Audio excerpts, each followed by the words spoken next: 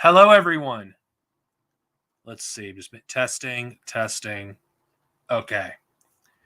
Just making sure this is working. My computer's a piece of shit, so sorry. Bear with me. Oh, 5 people already. I wonder how many of those people are my haters. Because I know there's a lot of those people that are watching. Let's see. There's 5 people. There's possibly my former co-host, not likely, but wouldn't be surprised. Another former co-host of another podcast I once did, and another former co-host, probably. Then again, it could be just normal people, which is something I would prefer. Oh, okay. 3 of them are normal people. Socialism for all. Welcome. Stan, welcome. Garo. I'm sorry if I pronounced your name wrong. Gyarados. All of you guys, welcome. Now, what am I going to talk about? Now, despite the format appearing to be open, I feel like with the communist symbol as my thumbnail, I don't really want to do anything non-serious this time, because I feel like a lot of shit has happened in the past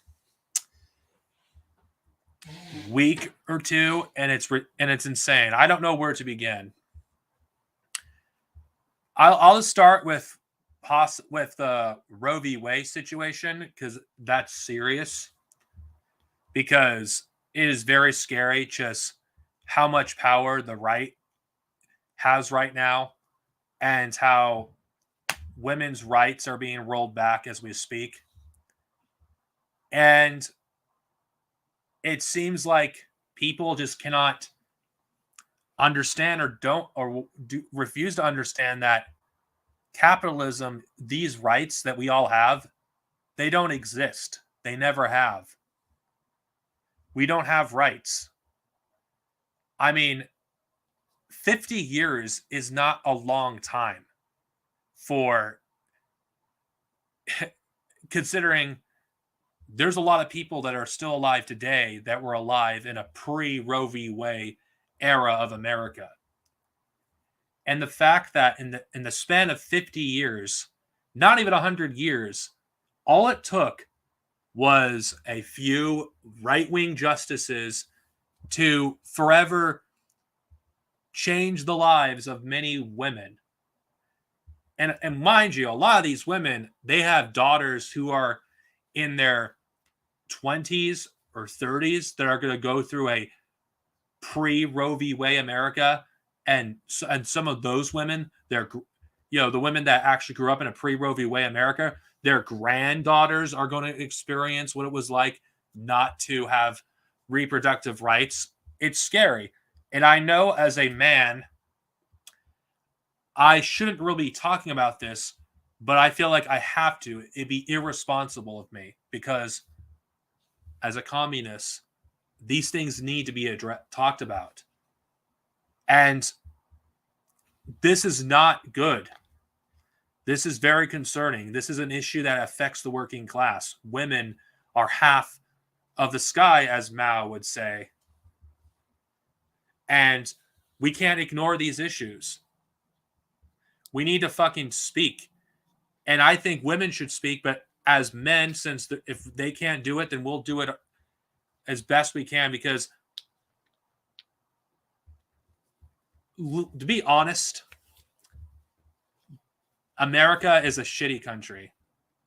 If all it takes is a few Supreme Court justices to reverse like a decision that hasn't been ratified, the Democrats could have protected Roe v. Wade, but they chose not to, and as a result, it's being rolled back. I mean, yeah, your socialism is correct on this. Yes, they could have done anything, but they chose not to, because they don't actually believe in Roe v. Wade themselves. Roe v. Wade is something that protected women for many years. And the Soviet Union was the first country to give women reproductive rights. And no, I don't want to hear for some reactionary shit lib that, but the Soviet Union outlawed it in the 1930s under Stalin. Okay, that was wrong, but that doesn't dismiss that the Soviet Union made it legal again in the 1950s. Both decisions before America even ratified Roe v. Wade. So, socialist countries, it goes to prove you that your rights are protected under socialism. Even revisionist socialist countries, you have more rights than you do in America. The only reason why, let's be real, this is not going to be a abortion stream, by the way. And I'm talking about it because it's relevant, because it's current events. The reason why anti-choice, the movement, exists in the first place, it has nothing to do with children. It's nothing to do with pro-life.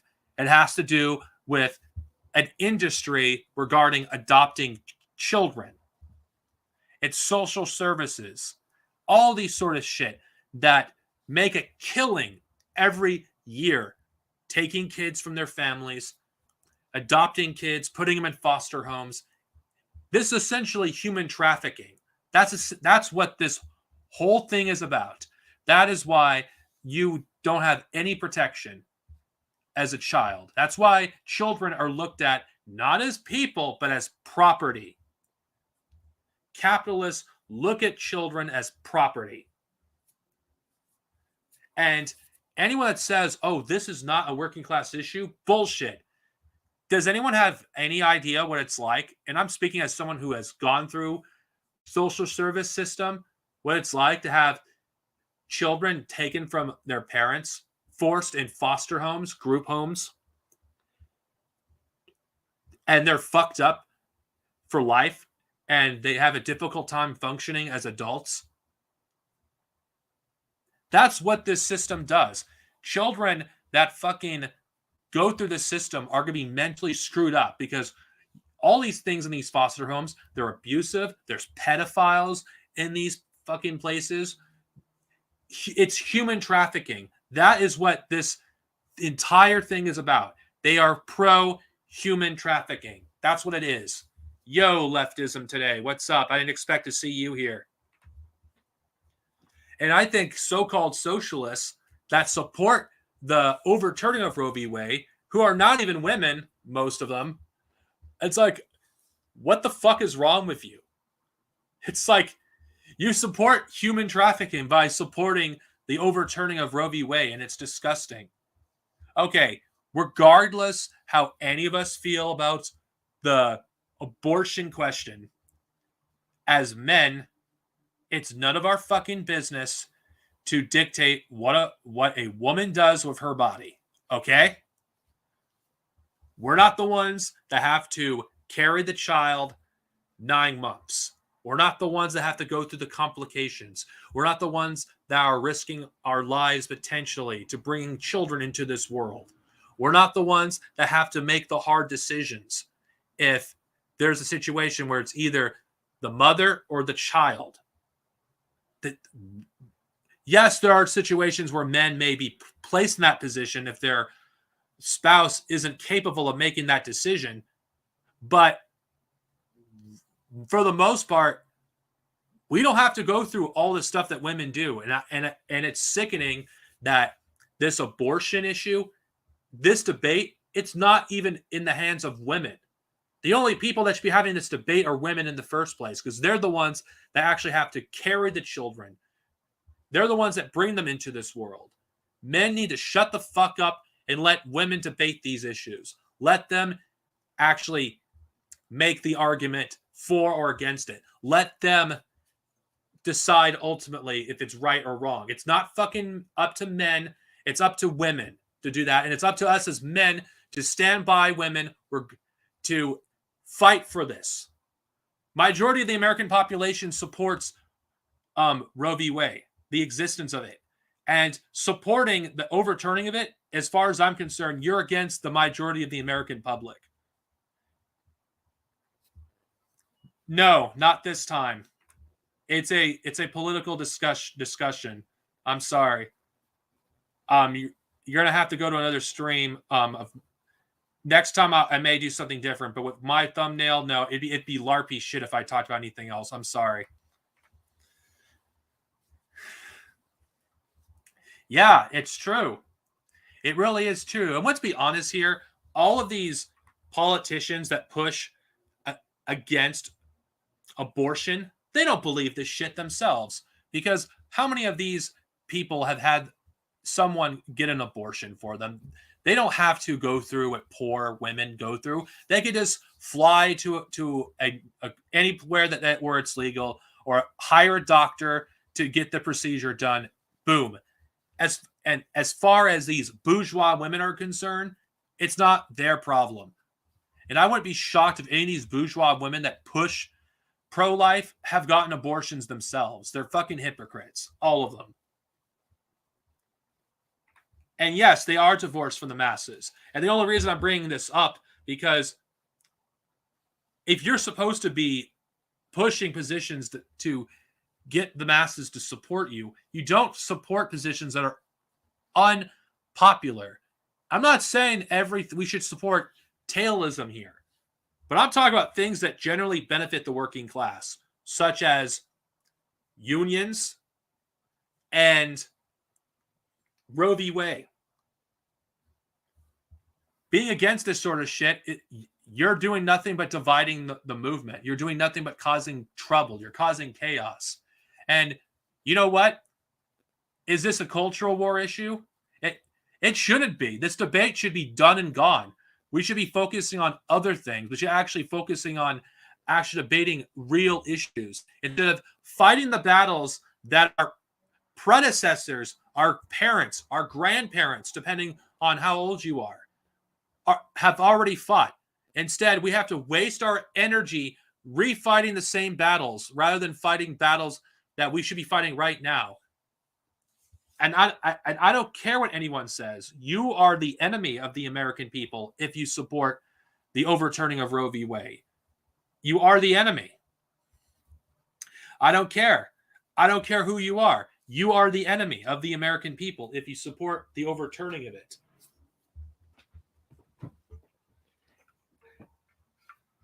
And this also exposes as well as the Supreme Court with this decision. You had people protesting at Kavanaugh's freaking house, and what's being passed? Oh, additional protection for the Supreme Court's families, but nothing for the people. Nothing for the people. Nothing for the people. Every single turn you can think of, every single thing you can think of, the right are the enemy of the people. And the very fact is the fucking so-called what is called them Patsocs. I refuse to call them anything but that. The fact that the Patsocs don't actually support the thing that the vast majority of the people support is fucking, who are they aiming for? No, this stream isn't about them, but I feel like I have to talk about the Patsocs regarding Roe v. Wade because it's relevant. Because if we don't talk about the Patsocs and criticize them, their ideas are going to go unchallenged. Yes, there's a challenge right now. At least not challenge. I'm sorry. Okay, sorry. I'm not thinking straight. My mind's going 1,000 miles an hour. There's infighting right now with the Patsocs. Yeah, there is. That doesn't change the fact we shouldn't call this out. Because at the end of the day, it's Hawes and Caleb Maupin that are pushing these pro-life positions. And it's anything but pro-life. Like, for those of you who are even skeptical of the pro-choice position, think about this. Investigate. Who are actually pushing these positions? Who benefits from overturning Roe v. Wade? That's the first thing you should investigate. Who actually benefits? Because that's the first thing you should do. Even if you are skeptical. You're skeptical. Skeptical. You're skeptical because you have views that are religious. It goes against what you personally believe, and you believe it's morally wrong, if you are a communist at any stretch, you should investigate what these people gain. Here's the thing regarding the abortion issue. I'm uncomfortable with the topic. I really am. But I'm still pro-choice. Why? Because I think women are the ones, ultimately, they're the ones that carry us all into this world. Without women, there would be no human species. Yeah, that is true. That is very true, leftism today. And I'm not against having discussions with people on subjects we may and may not agree with, because honestly, as communists, what the fuck are we doing if we're just sucking each other off in an echo chamber? Because that's not what we are. Like, communists throughout history have always discussed issues. They've debated them ruthlessly again and again. It was none of this debate bro nonsense that we've been seeing since 2016, possibly further back, where you have the Ben Shapiro's of the world basically debate nonsense, say nonsensical points one after another, not giving the person a chance to respond to any of them, and make it look like, oh, look how stupid this person is. No, that's not how real communists debate.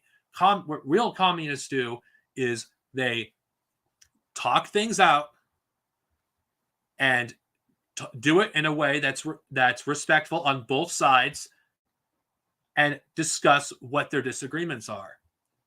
But Roe v. Wade is one of these issues. I think we shouldn't be having a debate about it at this point, because it's already been done. We've already gone through this. We've already debated this a century ago. It should be done and buried. We should move on to the next fucking thing we should be debating right now. Not fucking things that have already been taken care of. Yeah, that is true. It is very true. Like, I know every one of us who are communists or who are considering communism have different reasons for approaching communism. Why do they read up on communism? What drove them into communism? We all are different. Some of us, because these are the LARPers, because we like the aesthetic, because the Soviet flag looks cool. Oh, the music of the Soviet Union is awesome. Oh, the uniforms of the Soviets are badass. Oh, like memes. That's like the LARPy fucking reason people got into socialism. But my reasoning for actually embracing communism is hope. And I know that's cliche. I know that's like cheesy.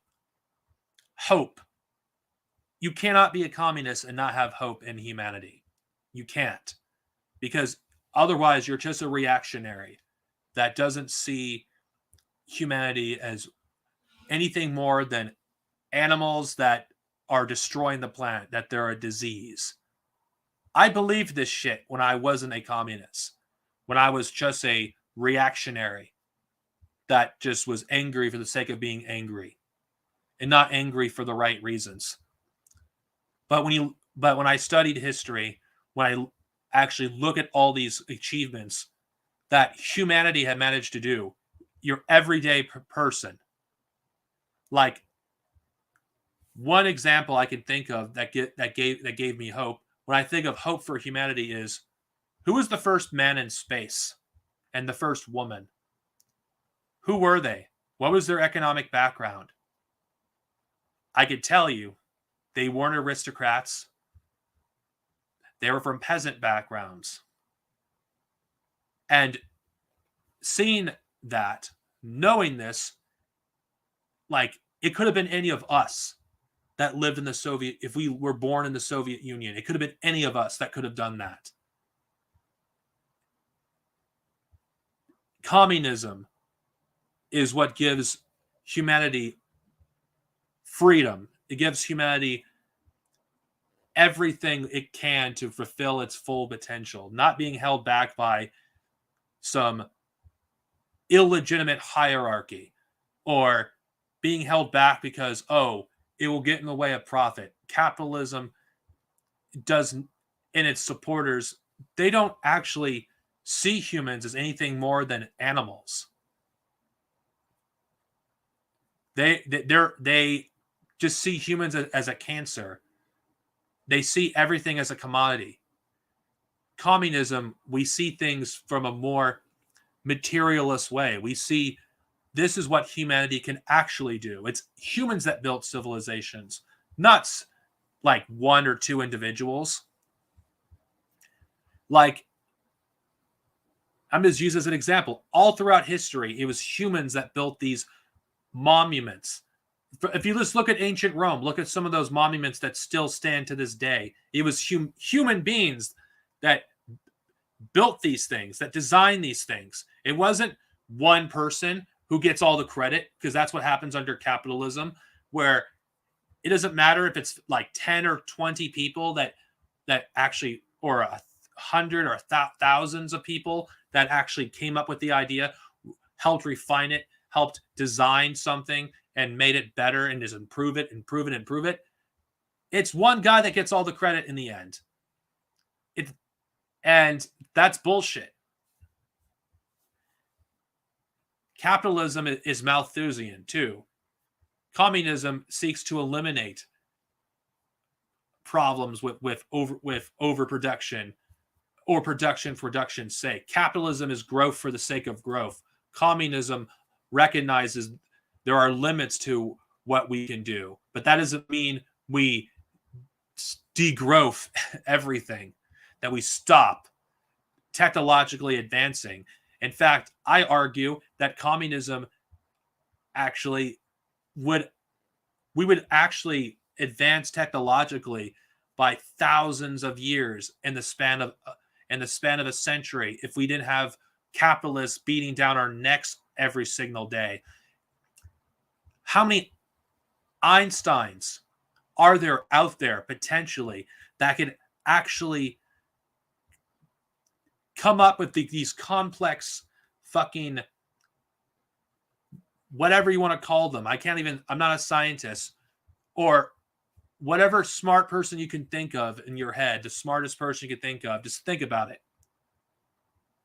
There's millions of them out there, possibly billions, that never get the chance that those people had.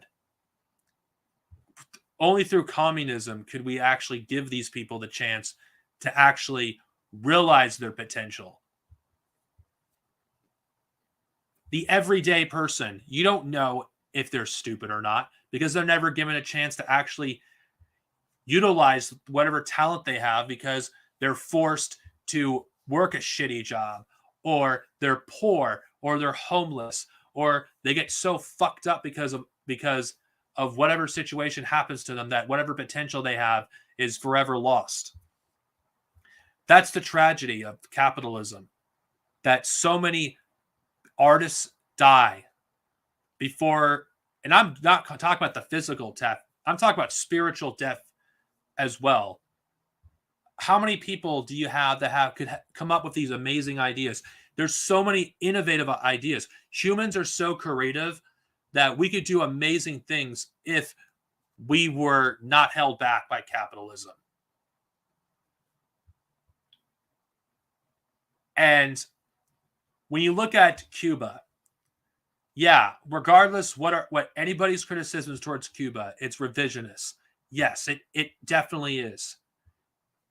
But if you look at what the Cubans have managed to accomplish since the Cuban Revolution, they've done some amazing things. They, like, majority of the world's doctors are from Cuba. Like, they made some incredible medical advancements, all with a fraction of the resources that the United States possesses.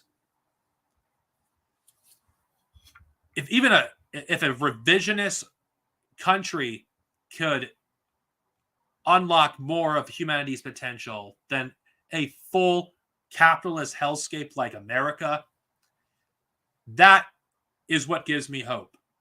And the people are strong in Cuba. They persevere. They are stronger than any American out there. Despite suffering harsh sanctions, the people of Cuba, they have their head held high and won't let people bully them around. Yes. And Vietnam is another country that gives me hope when I think of what human beings can accomplish. The Vietnamese fought 3 genocidal empires: Japan, France, and America. And despite what may have happened afterwards, you could have called them revisionist. I don't care. Vietnam transformed its country and drastically improved the lives of the people. Can you imagine what Vietnam would be able to accomplish if it didn't have imperialist countries like China and America on their fucking necks? Can you imagine what they could do? Or look at the DPRK, which has the harshest sanctions in human history. They suffered genocide in the Korean War. Yet they still are around today. One of the last socialist countries, arguably. So, when someone tells me that communism hasn't accomplished anything, I was like, what the fuck are you smoking? Look at the achievements of any of these countries, regardless whether they were or were not socialists, whether the Soviet Union wasn't socialist, I don't fucking care. The fact that these countries managed to do what they did, despite the pressure of the capitalist world, that's an amazing thing. And look what's going on in Africa and South America. Those regions of the world are ripe for revolution. You have people in those countries still fighting to this very day, regardless how hard it is to fight against countries that are so powerful. And I know this is cliche. When I learned this, that is what made me a communist. Hope. Because communism gives me hope for the future of mankind, that we can and will build a better world. And the problem with communists in the first world is a lot of them are doomers. We need to do away with this doomer shit. We need to do away with this like doomer shit. Like, we need to do away with this nihilistic fucking bullshit. And I know people are like, oh, how cute you say that, Darcenovia, when you're a Maoist. So I'm not allowed to say that communists are supposed to be optimistic and supposed to be hopeful for the future of the human species. I'm the fucking nihilist. I'm the nihilist. I'm a doomer. I support destruction for destruction's sake. No, you're wrong about that, my friend. You're wrong. I recognize self-defense is essential for any communist movement to be successful. I don't care about fucking whatever disagreements we may have. I don't care if this and this country is revisionist. I'm looking at what the people have managed to accomplish. The people. I don't give a fuck about the fucking leaders of these countries. I don't care. I'm talking about the people. Communists are supposed to have hope. We are supposed to have hope. Hope is important for any fucking movement. But we also have to recognize hope alone isn't going to help us win. We need to have resolve. We need to be organized. And we need to know the masses of our own countries.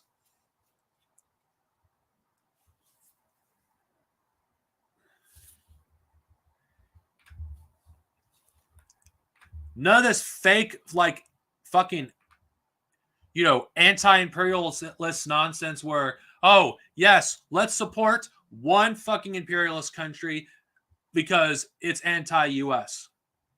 Oh, yes, let's do the fucking Kautsky shit that freaking Lenin, Rosa Luxemburg, and Stalin criticized a century ago about supporting one imperialist power over the other. No, we don't fucking do that shit.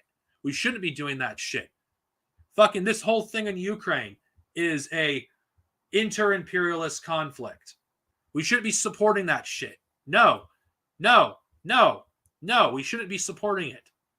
We shouldn't be supporting Russia. We shouldn't be supporting the Ukraine fucking militias. No, we should support the proletariat of both of these countries fighting against their fascist governments. That's what we should be supporting.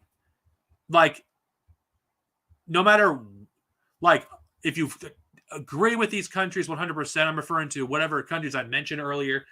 I don't care. The people themselves speak for themselves. And I'm just going to debunk this stupid notion that, oh my God, I don't think China's socialist, so I'm a racist. Fuck off, Dangus scum.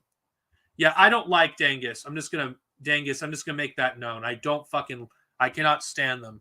Because every single Dangus I've seen, it is not without exception, are chauvinistic against the people of the third world. Oh, but how can we be chauvinistic? We support the third world struggle against America. That's the problem. You support only fucking anti-imperialism, which is correct on America, but not against China, not against Russia. No, you're a fucking coward. I think anyone that's anti-imperialist only from the America side is a fucking coward. You're not an anti-imperialist. You're just a reactionary. That's just being an opportunist. That's doing the easy thing. Oh, but liberals are anti-China and anti-Russia. Who gives a shit? Okay? Who gives a shit if they're anti-Russia, they're anti-China? Who gives a shit? Their fucking reasoning is fucking for pure bipartisan nonsense. One side in America, I'm speaking from America here, for those of you who live in other countries, I'm speaking from the American context, so just bear with me. The Democrats want a fucking war with Russia. The Republicans want a war with China. So, yeah. It's like their reasoning for being anti-Russia and anti-China is not the same. And all you dumb motherfuckers that say, oh, the Republicans are anti-imperialists, yet they push war with China, yet they have psychopaths that openly talk about genocide against Chinese people. I mean, give me a break. Seriously, fucking people, give me a break. Okay? I don't give a fuck about the superficial differences between the Democrats and Republicans. Because at the end of the day, they're both imperialists.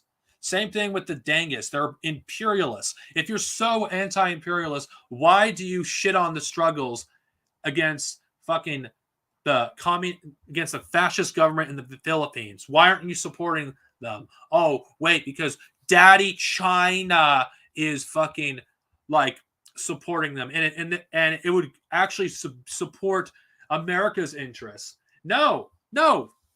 The fucking people of the Philippines, they should be able to fucking determine their own destiny.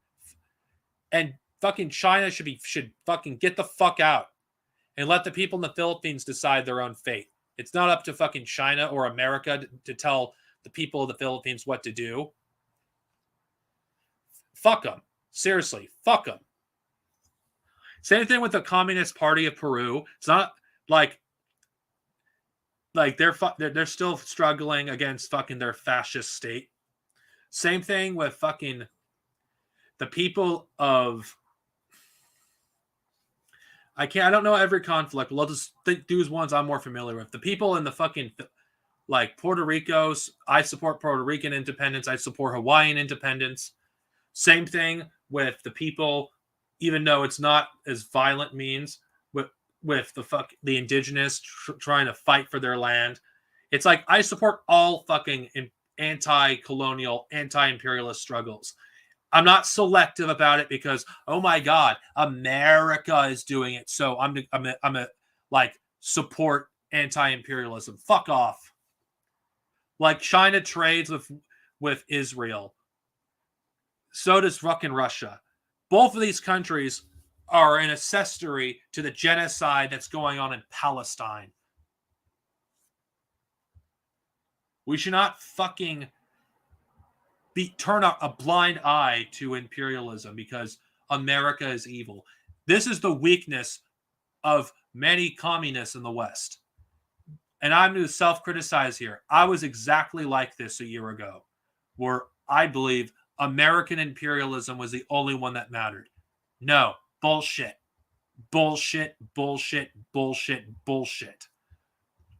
Because what will happen when America falls, the empire? What will happen? Is China going to fucking be this benevolent empire that's going to lead the way and lead the world into a new age of peace and prosperity? Fuck no. If you actually think they're going to do that, you are naive or you're an idiot. If you actually think China is going to fucking be better than America, come on. You cannot trust any imperialist power. It doesn't matter who they are. It doesn't matter if it's fucking America, China, Russia. They're all fucking imperialists at the end of the day. And let's not forget Britain. Like, we're at a very dangerous time in our history right now with the human species where a world war is inevitable. A civil war, if you live in America, is inevitable. The tides of reaction are very strong right now. Very, very, very strong. And it's our duty as communists to combat would-be infiltrators that are trying to discredit the communist movement. People like Haas and Caleb Maupin, who exist exclusively to discredit us. Now, I'm just going to say this here. I am not speaking with authority here. I still have a lot I need to learn, a lot I need to read. There's a lot of Stalin I still need to read, a lot of Gonzalo I need to read, a lot of Gramsci I need to read, a lot of Eugene V. Debs I need to read, William Z. Foster.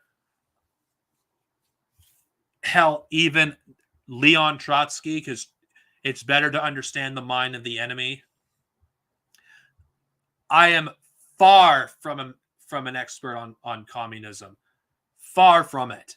There's people you can listen to who have far more knowledge than I have, who are far more educated on communism, who are more well-read on the subject.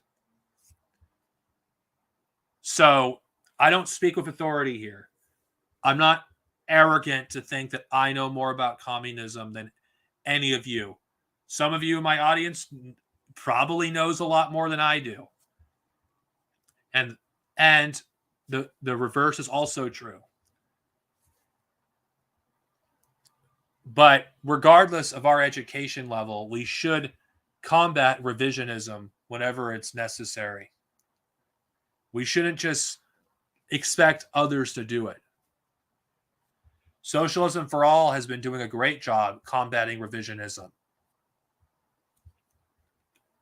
Jason has been doing a great job combating revisionism. Leftism Today has done it too. And there's others I can name, but there's too many I can name.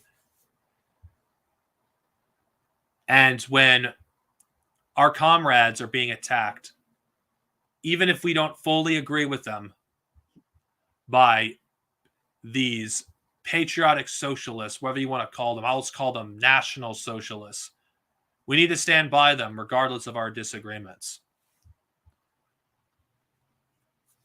Now, I think I should say something, though, regarding what's been going on with the patriotic socialists, because I think people are probably going to might ask what I think of this situation.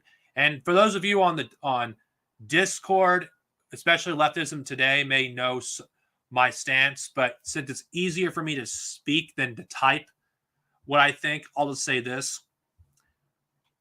This infighting with the Patsoc was inevitable. I'm just surprised it's happening so soon. Like, when I thought, oh man, okay, Yankee Takey broke away because of what happened with Karen Mansfield. It's like, okay, that's just a small incident. There's no way it's gonna happen this quickly. But then you have an open fucking disagreement with Haas and Be Liberal because of certain people in the CPI made pro-colonialist positions, and Caleb even retweeted some people that made pro-colonialist like post, which has caused some controversy. And if I have to be honest with you, I don't fucking care regarding what goes on with these patriotic socialists. I hope they destroy each other. I hope they tear each other apart. I hope they do whatever they can so we can move on. And because let's be honest here, BreadTube is a distraction as much as these Patsocs are. The fascists are organizing right now as we're wasting our time squabbling with these children who at the end of the day are just doing this shit for clout. And I'm just going to say this now. People need to stop debating fucking Haas. People need to stop. They need to stop because Haas does nothing but distract people from real issues. Because his debates, and this isn't anybody who actually has seen his debates know exactly what I'm talking about, are nothing but straw manning, like saying some outrageous shit, saying some conspiracy theory, like racist conspiracy theory against indigenous people, anti-Semitic conspiracy theories against Jews. He's openly misogynistic. It's like, at this point, and I don't think this is controversial, if you debate Haas, you're an opportunist at this point. Debating Haas is pure opportunism. There may have been a point to debate Haas in early on, like when Jason debated Haas, because Jason exposed Haas as a racist and a fascist. That's useful because it exposes who Haas is. But over time, if you just look at all of his debates, Haas is the same. His debate tactics are the exact same. Every single one of his tactics are the same. He says something that was extremely racist. He says something that's extremely anti-Semitic. Like, he just does shit for shock value. I don't give a shit, honestly, if you're doing this because you're trying to correct him. You cannot correct Haas because Haas and his audience don't care. They're like Ben Shapiro fucking fans. They're there for the spectacle. They don't care about intellectual debate. And I'm actually referring to the most recent debate that Haas had, like regarding land back. It's like, it doesn't fucking matter. People who are continuing to do this are legitimizing his fascist ideas. We should be bashing fascist heads in, not fucking legitimizing their fucking platform. Like, Haas is fucking dangerous. He's pushing fascism with a communist aesthetic. And he says fascist fucking things, like he it's like he says shit that's so outrageously stupid that I'm convinced he's just doing it because he knows his audience will fucking buy into it. And the fact that Caleb Maupin continues to work with this guy, retweet him, and support him every step of the way says so much more about Caleb. Like, anyone that would say that Caleb is not a fascist at this point is delusional. Delusional. Delusional. Delusional. Delusional. Like, Hawes is saying everything that Caleb would want to say but can't. Like, Hawes in general. The reason why I'm bringing up Hawes, because this entire thing, you have Dust James that may potentially debate Hawes. I don't know, and I don't care. I hope they tear each other apart because, to be honest, it's just fascists fighting fascists. The only people of this camp that I have any empathy for is Yankee Tanky, because Yankee Tanky, at least, he comes off as someone that genuinely wants to improve the lives of the American people. Yankee Tanky at least wants to help people. At least he actually wants to help people. Yankee Tanky is the only one I could have empathy for, because at least he seems like a real person, not some weird incel on the internet, not with fucking like bullshit, like whatever. He actually cares about people. It seems like it to me.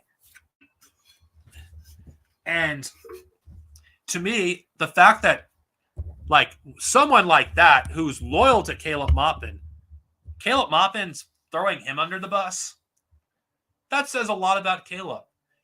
You could be loyal to Caleb, but have one disagreement with one of the people that he's working with, and you're public enemy number one. Dust James has been blocked by Hawes, which is fucking funny. Which means Caleb has thrown Dust James under the bus from the sounds of it. Be liberal like is fucking enemies of Hawes. Like, this whole infighting amongst these Patsocs, it's all because of the land back and the colonialism arguments that are supported by these people. Like, if you're watching this and you're part of the Patsoc camp, you need to reevaluate yourself. Seriously. If you have any fucking thing in your fucking soul, you should realize you're not supporting a proletarian movement. You're supporting a fascist movement. You're supporting and endangering people that the fascists have historically targeted. Trans people, LGBTQ people, women, disabled people, Jewish people, Muslims. All of you people, if you truly have a soul, walk away from this. Walk away from this. It isn't too late for you to walk away. If you're in Yankee Tanky's position, you can walk away at this point, and no one would blame you. We all have made stupid decisions. We've all done stupid shit. You could turn around and learn from this experience. We don't have to agree with each other. We don't even have to like each other. But do you really want to be your legacy, your life legacy, to be helping the rise of fascism in your own country? Think about it for a second. I'm just speaking to you as a human being that would rather not want anything to do with you, but is willing to at least give you the benefit of the doubt. Like Yankee Tanky, if I'm giving him the benefit of the doubt, I should do the same to you. I personally think you should reevaluate your life, because if you disagree with this pro-colonialism stance that Karen Mansfield has pushed, and you are disillusioned by the CPI because of the cults behind it, then it's time for you to realize it's always been a cult. Look, You don't have to like me. I'm just telling you, you can walk away. You really can. And I don't want to repeat myself, but I'm just trying to do this as a human being, trying to have some empathy. If you truly care about the workers and you truly want to make things better, or at least fight for something better, there's better things you can do than the CPI. Caleb Maupin doesn't give a fuck about you. He doesn't. Look what he did to Yankee Tanky. He threw him under the bus. Someone that was loyal to Caleb. He still is, I believe it, as of this recording. If he is, I feel bad for him. I have empathy for him, but he's like, here's the thing. At worst, Yankee Tanky is like, he's naive and he's like, he's misguided. His heart is in the right place. And I don't think he's malicious in his intent. Dust James can go fuck himself, as far as I'm concerned, because he retweeted something from literal Nazis. Yes. There's nothing wrong with being anti-liberal, but it's the reason for being anti-liberal is what is the problem. Because if you're anti-liberal because of some whatever it is, yes. And the fact that they are using his criminal record against him. It's like, come on. Like, that's another thing I find fucked up. And that's another reason I have empathy for Yankee Tanky. It's like, come on, you don't know his life. You don't know what got him what he has in his record. You don't fucking know. The guy, you don't know if the guy just was in a bad place at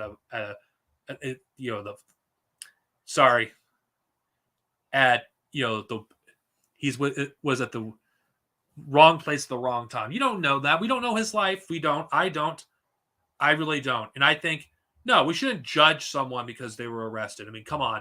We're supposed to be communists. We're not fucking conservatives here, where we're judgmental and judge people based on something they may have done in their past regarding their criminal record. Because let's be honest, every single communist in history is a criminal in the eyes of the governments they overthrew. They were all criminals. So fuck this mentality of we have to obey the fucking law. The very thing that we advocate for is illegal. And we have no right to judge someone like Yankee Tanky because of something he may have done in his past. We don't have a fucking right because we don't know his life circumstances. He was like, I'm just giving him the benefit of the doubt because I do have empathy for Yankee Tanky, and I do think he deserves at least another chance if he's willing to walk away from this Patsoc nonsense. He deserves another chance at the very least. But be liberal, that guy cannot resist taking someone that's not in a good place and manipulating them, just like he did with every other person. So, yeah, fuck B-level for doing what he's doing to Yankee Tanky. Hopefully, one of these days, he will walk away from this situation and realize he could do so much better than Caleb Maupin. He doesn't have to like Jason or anything. He doesn't even, we don't have to like each other. We're not here to make friends. We're here to do what we can and do our part to fight for a better future. And I know I've said some cliche things in this stream, and I may come off as a little preachy, but I'm speaking from the heart here that there's a lot of work we have to do. The first lesson that us communists need to learn is to be humble. We need to acknowledge there are things we do not know and not to be so judgmental either. And actually heed the lessons of Mao about combating liberalism, investigate, and etc. We need to learn from other communists besides the five heads: Marx, Engels, Lenin, Stalin, and Mao. We should read what they wrote. We should learn from them because they are the predecessors of the communists that exist today. But we should learn from others as well, even ones that we disagree with. We should, hell, I would argue we even should learn from Trotsky, not because we agree with Trotsky's bullshit, but so we can understand what the enemy's talking points are. Because whether we like it or not, we're going to have to deal with Trotskyists at some point, and we're going to need to be familiar with the arguments of Leon Trotsky in order to actually properly combat Trotskyist thoughts. So that's another reason we need to learn from other forms of Marxism, because there's other forms of it that we need to familiar ourselves with. And I don't expect every one of us to become an expert, because let's be honest here, this stuff is very dense, and most of us, do not have the time and energy to study like all this. So we should just work on the essential stuff and read what we can. And also, some of us struggle with reading. Some of us struggle with spelling too, or taking notes. So there's a lot, that we should be doing. And communists, there's a lot that's expected of us. We're expected to know everything, and we really don't. And I'm not going to whine, oh, this is too hard. No, I'm just saying that we should learn as much as we possibly can.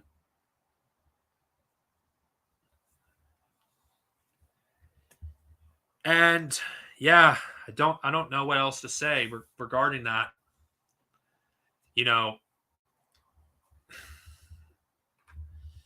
Yeah.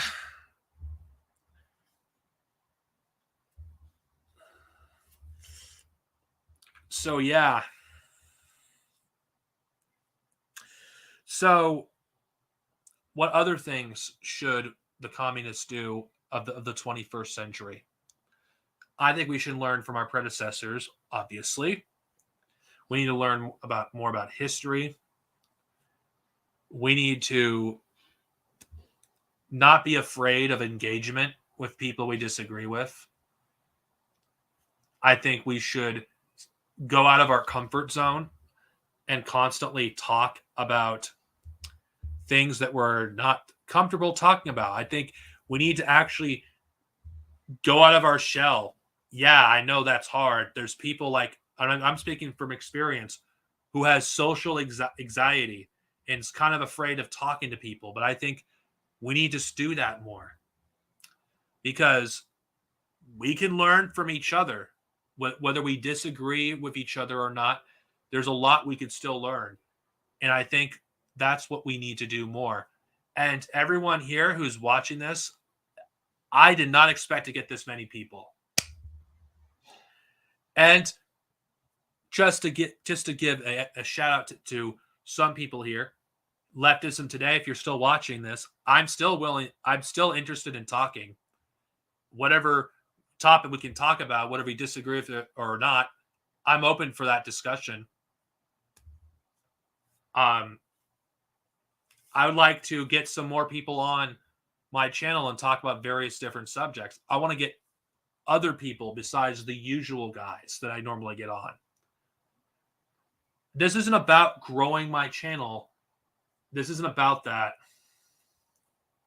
This is about getting the message heard. And I think a thing I should advocate here, and I'm just going to bring this up. The YouTube algorithm works against us. Leftists as a whole, we should be helping each other more. I know some people may not be used to this, but this only applies to people who have thousands of subs, who have the ability to share people's content. I think we should be sharing each other's content everywhere we go to help each other grow our channels, help each other get our videos seen more, because it doesn't do any good for us to have all these points that we're making here or discussing if no one's going to fucking see them. Because that's the problem. A lot of us don't get the views that a lot of these other people get, because we just don't have the algorithm in our favor. And the way to circumvent this is a multi-channel network. Now, I've advocated this before when I was in the Star Wars fandom, but if you look at why the reactionaries and that managed to grow their channels so quickly, it's because of a multi-channel network. People sharing each other's videos, people talking to about other people's video, people connecting, people constantly keeping the conversation going. Like, if we share each other's videos, especially helping those who are just getting started, we could help each other grow faster and faster and faster. And I'm just doing this based on my experience of seeing things in other fandoms. Not other fandoms, like in Star Wars or geek stuff. The only reason I'm bringing this up because I feel like if we apply this to Marxism, we can overtake Caleb and Hawes. We can do it. I believe with confidence, if we shared each other's content on various social media, YouTube, whatever, we could surpass them. We have the capability to do it. We have the numbers. Like, if you look at every one of the people that are watching me, like Socialism for All and Leftism Today, and my sub count, all of us combined have almost 10,000 subs. And I feel like, okay, maybe I'm exaggerating, but it doesn't change the fact that we have quite a bit amount of subs if we combine like our sub count. What I'm advocating for is we do this. Now, if we do this, we can help each other grow and even give a hand to newcomers. It's easier now than ever before to do this. And from what I've seen from the reactionaries doing it in the Fandom Menace, we can do this as well. And no, this is not I'm the only reason I'm proposing this openly because I think that it doesn't do any good for us to talk about our message if we don't have as many people as possible watching it, being exposed to it. We need more people to be exposed to Marxist theory. We need more people to be deprogrammed out of this fascist propaganda that's being pushed by the establishment. Anti-communism is rampant right now in America, and we need to do whatever we can to fight against the algorithm because as leftists, all of us are suppressed by default because of the YouTube algorithm. How do I know this? Because let's just say I watched a Star Wars channel that was more right-leaning. Guess what? One right-leaning video, and I suddenly have a bunch of right-wingers being recommended to me.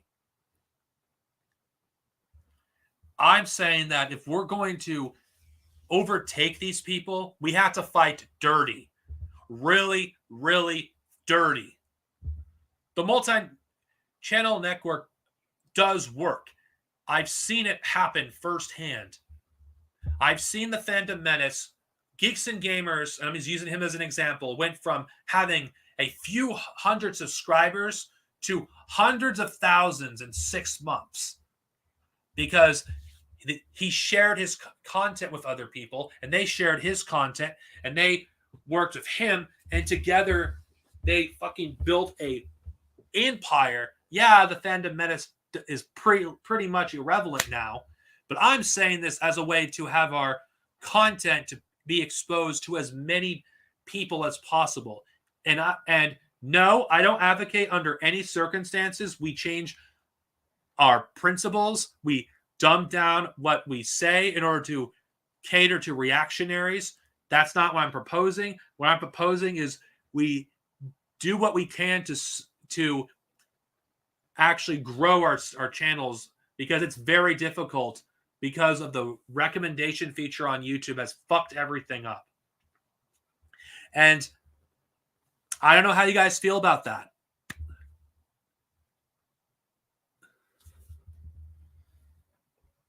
Now, I don't claim this strategy I'm proposing is flawless, that it doesn't have some flaws, but I'm saying it's a start.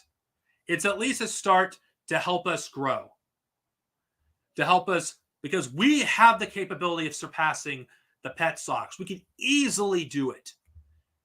We can easily do it. We have the numbers. All we have to do is play the fucking game that the right has been doing, except doing it with in the favor of communism. We have the same message, the same principles, but we do it by helping each other grow. Regardless if we 100% agree with each other or not, this isn't about making friends. It's about getting the message out there, because it doesn't do any good. Like, look at this. 16 people are watching my videos right now. Wouldn't it be better, and I'm just using other people as an example, if we could get more to expose more? Because we're just preaching to the choir, to majority of our audience here. And I'm speaking for myself. I'm speaking to the choir when I say all the stuff I've been saying for the past hour. I'm preaching to the choir here. We all agree generally Roe v. Wade, the overturning of it is a bad thing. We all agree on that. We all agree that communism, is hope for humanity. We all agree on the Patsocs here. I'm advocating we do this strategy because I actually strongly believe if we did this, we could surpass these people relatively quickly. It ain't perfect, no. But I just look at Jason Unruh right now. 10 years ago, Jason's videos used to get thousands of views. But look at him now. It's because of the YouTube algorithm has fucked Jason over. Yeah, Marxist Paul is good. And anyone that says anything against Marxist Paul, go fuck yourself. He actually does really good work. Now, I'm not saying all of us are capable of doing essay videos like Trav is doing. Leftism Today. Hakeem. American Johnson. I'm not saying we can all do that, but I'm saying we can all do our part by deprogramming people with reactionary viewpoints and doing it in a way where we're not just stuck in a niche audience, because that's essentially what we all are at this point, unfortunately. And God forbid if the Patsocs learn of this strategy. But then again, I don't think there's enough of them to actually make this work.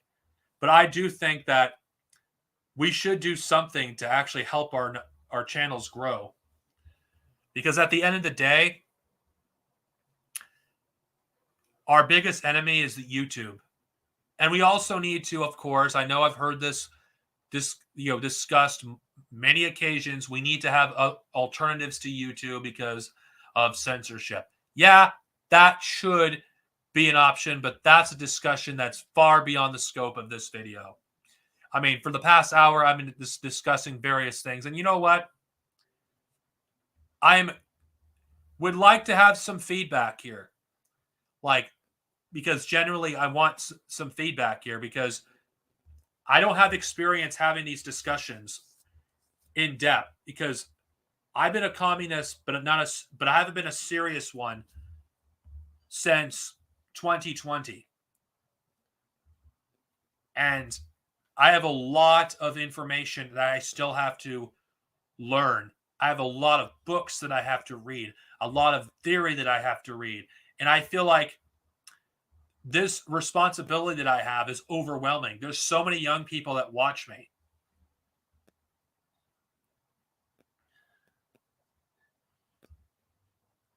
Yes, that's true. That is true. But I'm just speaking from experience for me personally. It is overwhelming how much I do not know. And I feel like all these people that are watching me, and I'm speaking the young people that watch me, I feel like I need to be a good example, and that's why I just don't do a lot of streams, because I'm trying to read, and it's very hard because a lot this is dense shit. That's why I would say that we need to like help each other more. That way we could actually grow our channels. Some people can do it without help, but I feel like we should do better. But it is a good thing that though that the Patsocs are destroying themselves. But nobody should ignore Caleb Maupin. No one should underestimate him because Caleb Maupin can still do some damage. We still have Jimmy Dore to contend with, and Jimmy Dore can reach a lot more people than Caleb ever could. So we cannot let our guard down for a second, because Jimmy Dore and Caleb Maupin, that alliance would be extremely dangerous. If Caleb Maupin can successfully get Jimmy Dore, let's say he somehow got him into CPI, that would be disastrous. But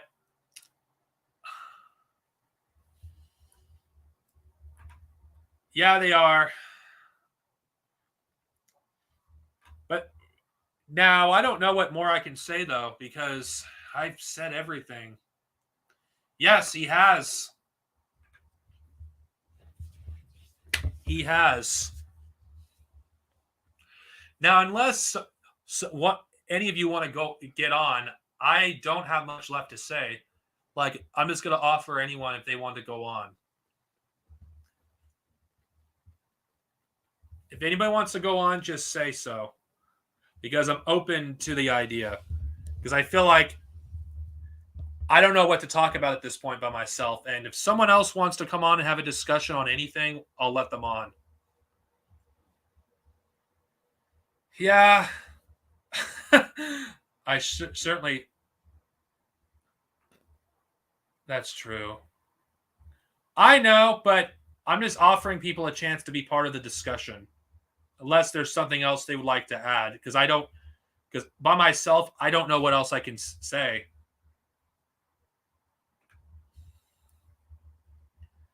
That is true. That is very true. But then again, that's if we're going to talk about, what should we do about Marx? Like, how could we make Marxism easier for beginners? I'm not qualified to make that call because I haven't read enough. Though I do got some recommendations, but I won't do it here because this stream is already long enough as it is. But I feel like if we're going to get new people into Marxism, we should get the most essential works, and so we can make it as quick as possible.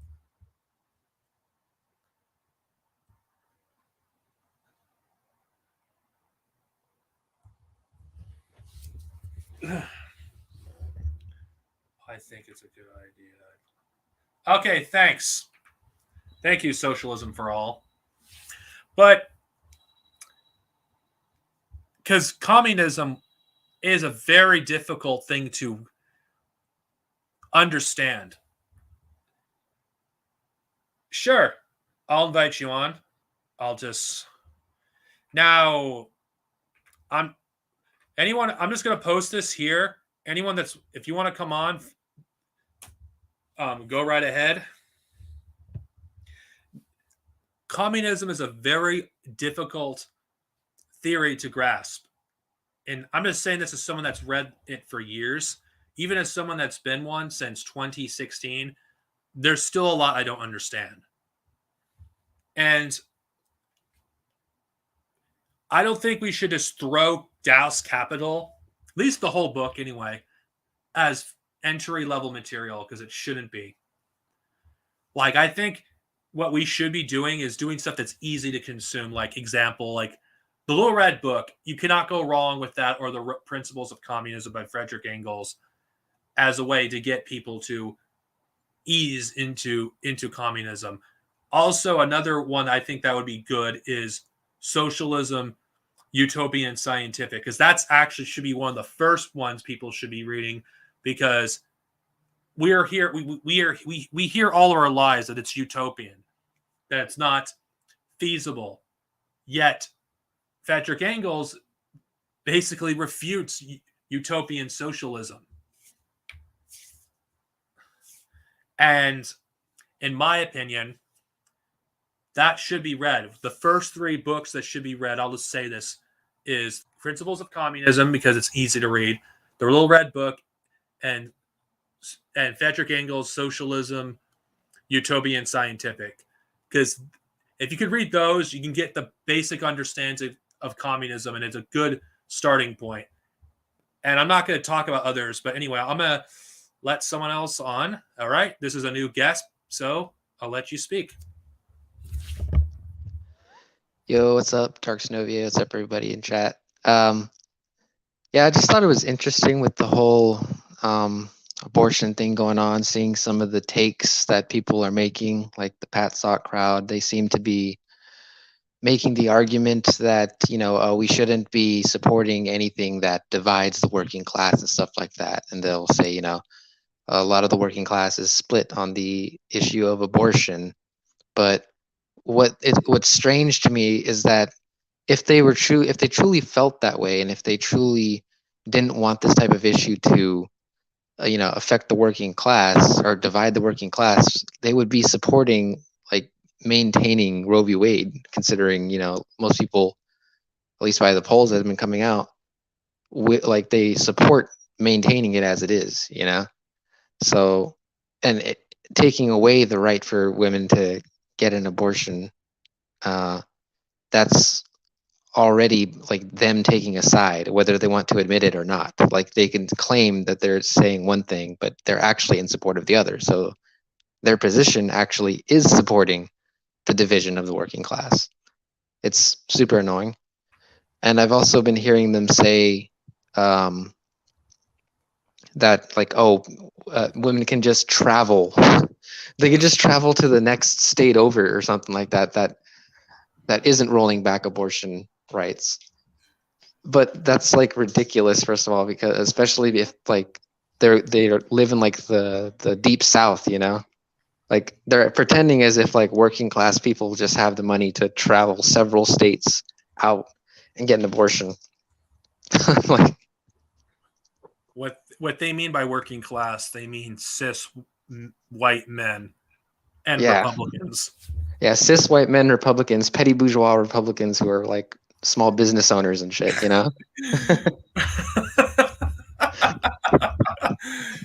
That's literally what they mean, and it's disgusting too, because they reach out to, it's kind of strange that they reach out to this like patriotism. They really focus so hard on this patriotism thing, especially since Lenin specifically pointed out that like the idea of patriotism is of secondhand, if not third-hand importance. Like it's not very important, not a very important thing. And he specifically pointed out that it's mainly the petty bourgeois that are blinded by patriotism. Like what are the working class going to be patriotic about? Especially if you're in Black and brown communities. It's pretty crazy to me, coming up from more Hispanic background. I'm mixed personally, but I mean my white family is I'm not quite close with them at all, and they don't live anywhere near me. I don't know them, so I've always identified heavily with my Hispanic side of my family, and I find it super strange because they've never had some deep connection to this country. Like, this is the country that made my grandma go to school in like a dingy ass fucking basement because she had like darker skin than the rest of the people. Like they used to put the Hispanics and the African Americans in like the basement, and they were also segregated here. A lot of people don't realize that. And some of a lot of the states here, Hispanics were also segregated. Like we shouldn't. A lot of people don't even have that type of connection to the state like that. One of the most ridiculous things I've heard Haas ever say, and this was his recent debate, was that Americans are indigenous to this land because they've been here for generations. Yeah, but I think he said that in that recent one, right? In the land back one. Yeah, that was ridiculous. For those who have not seen it, don't. It's a waste of time. Don't bother. I mean, I enjoyed it. I got kind of bored of it though, because it was like what 3-4 hours long. I'm shocked new Amada even like stuck around for that long and without just saying like, screw this. This is not gonna accomplish anything. This idiot's not gonna change his mind on anything. Neither is his stupid audience. No matter how much he gets proven wrong on this stuff, his position is not held by any contemporary Marxist writer. It's ridiculous. It's just so ridiculous. Like Hawes looked bored throughout the entire debate. He wasn't even taking it seriously. He acted like a complete man-child. See, yeah, this is the thing. Like people, like you were saying earlier in the stream, when are people going to realize that this guy has absolutely no interest in having a good faith, honest debate? Like and you notice it too because all of his fans are the same type of shit. Any type of, even if it's mild criticism, a mild disagreement with the guy, they'll be like, "Hey, come in his chat and debate him." It's like, dude, you're just trying to bait stupid entertainment so you idiot chuds can just have something to watch for the evening. Like, come on, man. This is no different from Ben Shapiro and Bosch in terms of debating. Yeah, literally. Like, it's been a while since I've even noticed like Bosch doing it because I don't know, like he's just being weird now. But he used to do the same type of shit if you notice, like any type of small disagreement, and he would be like, "Hey, come on my show and debate me on this." It's literally just for the money. Like it's just to provide entertainment for his stupid little LARPy crowd. Yeah, the debate bro shit is just cringe as hell. Here's my problem. Okay, so Haas recently said in a debate on Ukraine, on a subject that I've recently been getting attached to, he attacked Nazism, and this is a comment that I really got offended by. He said Nazism, and here's the quote, "Is anti-Semitism the core to Nazism's ideology?" What? So basically, what he's implying there is that that anti-Semitism isn't the core to Nazism's ideology, even though every single book, every single documentary that I've watched about Nazism, and trust me, I have studied Nazism probably more than all four of us combined. I mean, all three of you combined, and read more books about it than pretty much anybody. I can tell you that in Nazi ideology, the term Judeo-Bolshevism, the Judeo is emphasized a lot more than Bolshevism. I can tell you that much. In fact, in Nazi ideology, the enemies of the Nazis, they are the enemies that control the enemy powers. They are the ones, the puppet masters controlling things. In fact, when they openly cite who the communists, when they invaded the Soviet Union and targeted who communist officials and party members were, it was almost all the time exclusively Jewish males targeted, first and foremost, party member officials. So when Haas says that, he is engaged in a deeply, deeply anti-Semitic trope right there, first and foremost. Deeply anti-Semitic talking point that denies the roots of the Holocaust, denies the core ideology of what Nazism really is, denies that. And then he also said something that I found really interesting as well, because this goes into something that me and Jason and a few others have been talking about. He said Nazism is pro-pan-European. Oh, God. And I put my head... Okay. So I think that's a can of worms. That's too big for us to discuss at this time. Yeah. But the thing is, though, is that it's actually the opposite. Like, literally the exact opposite. Because Nazism wanted to do away with pan-European. Pan-European is a socialist ideology. Like even Jason made a recent video about why pan-Europeanism is pro-leftist. You mean revolutionary? Because Pan-European. here's the thing: we got to be careful because we have to be very specific when we're talking about pan-Europeanism. Because if we don't say revolutionary, people are like, "Oh God, you're referring to like the shit that the people in the right wing in Europe are pushing." Yeah. So that's why I'm Yeah, saying that's not what. Yeah, we got to be that's not what very. we're putting for. We're I pushing know for that. decolonization. It's a very like ever since I've adopted Americanism. What's the best way to fight Americanism? Go back to your roots. I have trying to embrace my Scottish heritage. I am no longer identify as American or white. Ever since I've done that, to embrace my Scottish heritage. Hi, Stan. I am no longer identify as American or white. Ever since I've done that, to embrace Just letting you know, Stan, you're Stan. You might want to. yes, Stan. If you can mute yourself, that would just while somebody's talking. Yeah, because you got like an echo.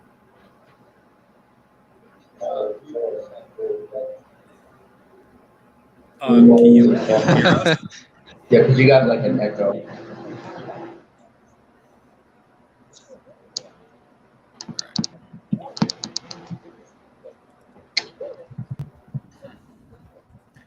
All right.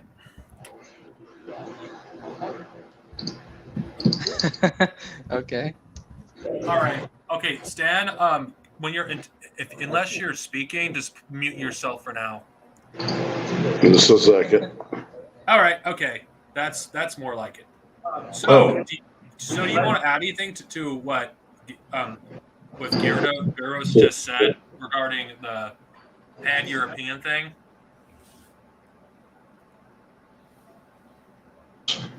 Yeah, right now I was just listening. I'm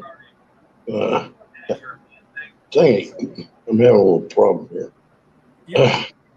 One thing it really baffles me though about these Patsocs is why do they want to talk? They want to simp for so-called socialist countries, but never talk about the DPRK. About these Patsocs. Yeah, they don't talk about the DPRK. So, and some of them are split, and like they'll claim Russia today is socialist, which is really funny. Yeah. Like, I don't care what anyone says. Like, I'm just speaking as someone because it is no secret that a lot of Maoists do not like the DPRK. But you know what? As someone that it is a Maoist third worldist, I don't agree with their stance at all on the DPRK because regardless if you agree with how they established their country, you cannot deny that they managed to resist for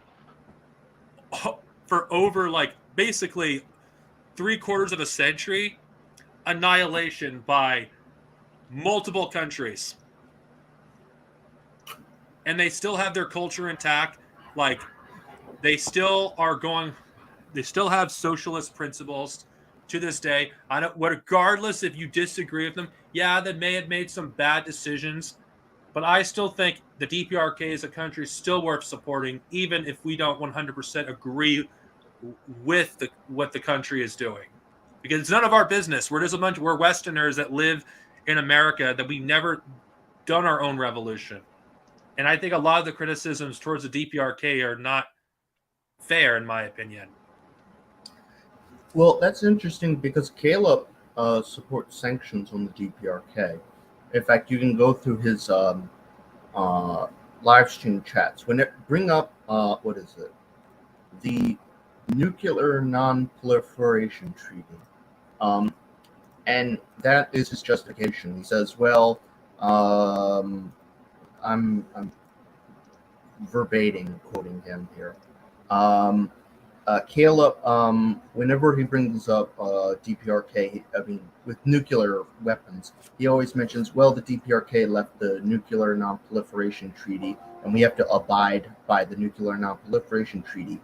He's literally doing the treaty shit, pretty much. Like, treaties are imperialist tools.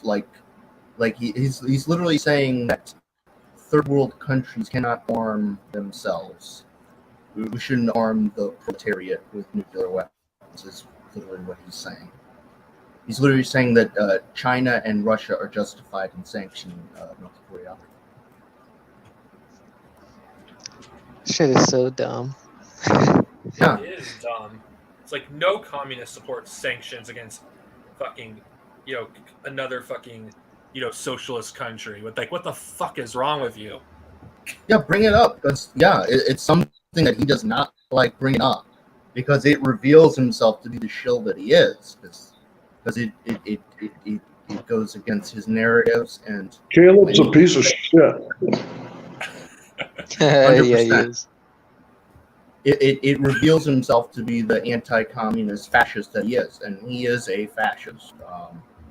Mark my words. He will show. I think it's kind of interesting that he also pushes like the Khrushchevite, like peaceful transition to socialism thing. Like, obviously, first of all, obviously we know that like shouldn't rule out necessarily peaceful transition, but we know for a fact, especially in the imperialist core countries, you're not going to reform your way to socialism. So for him to push that under these type of conditions, being like the biggest imperialist country in the world, is pretty ridiculous, and it shows his inherent like contradictions here, because he's not even like he doesn't want the reason he one of the biggest reasons I think that he doesn't want to like overthrow the current basis of the state is well, obviously he wants to have like a dangoid market socialist utopia type of shit that he wants to set up. Second of all, I don't think he honestly believes in any type of decolonization. I don't think he honestly wants, to provide the oppressed minorities the oppressed nations the right to self-determination at all. I don't think he has any interest in that, which is why he doesn't really have a problem with pushing people like Haas or Jackson, for that matter. Yeah, I think his positions in theory versus reality.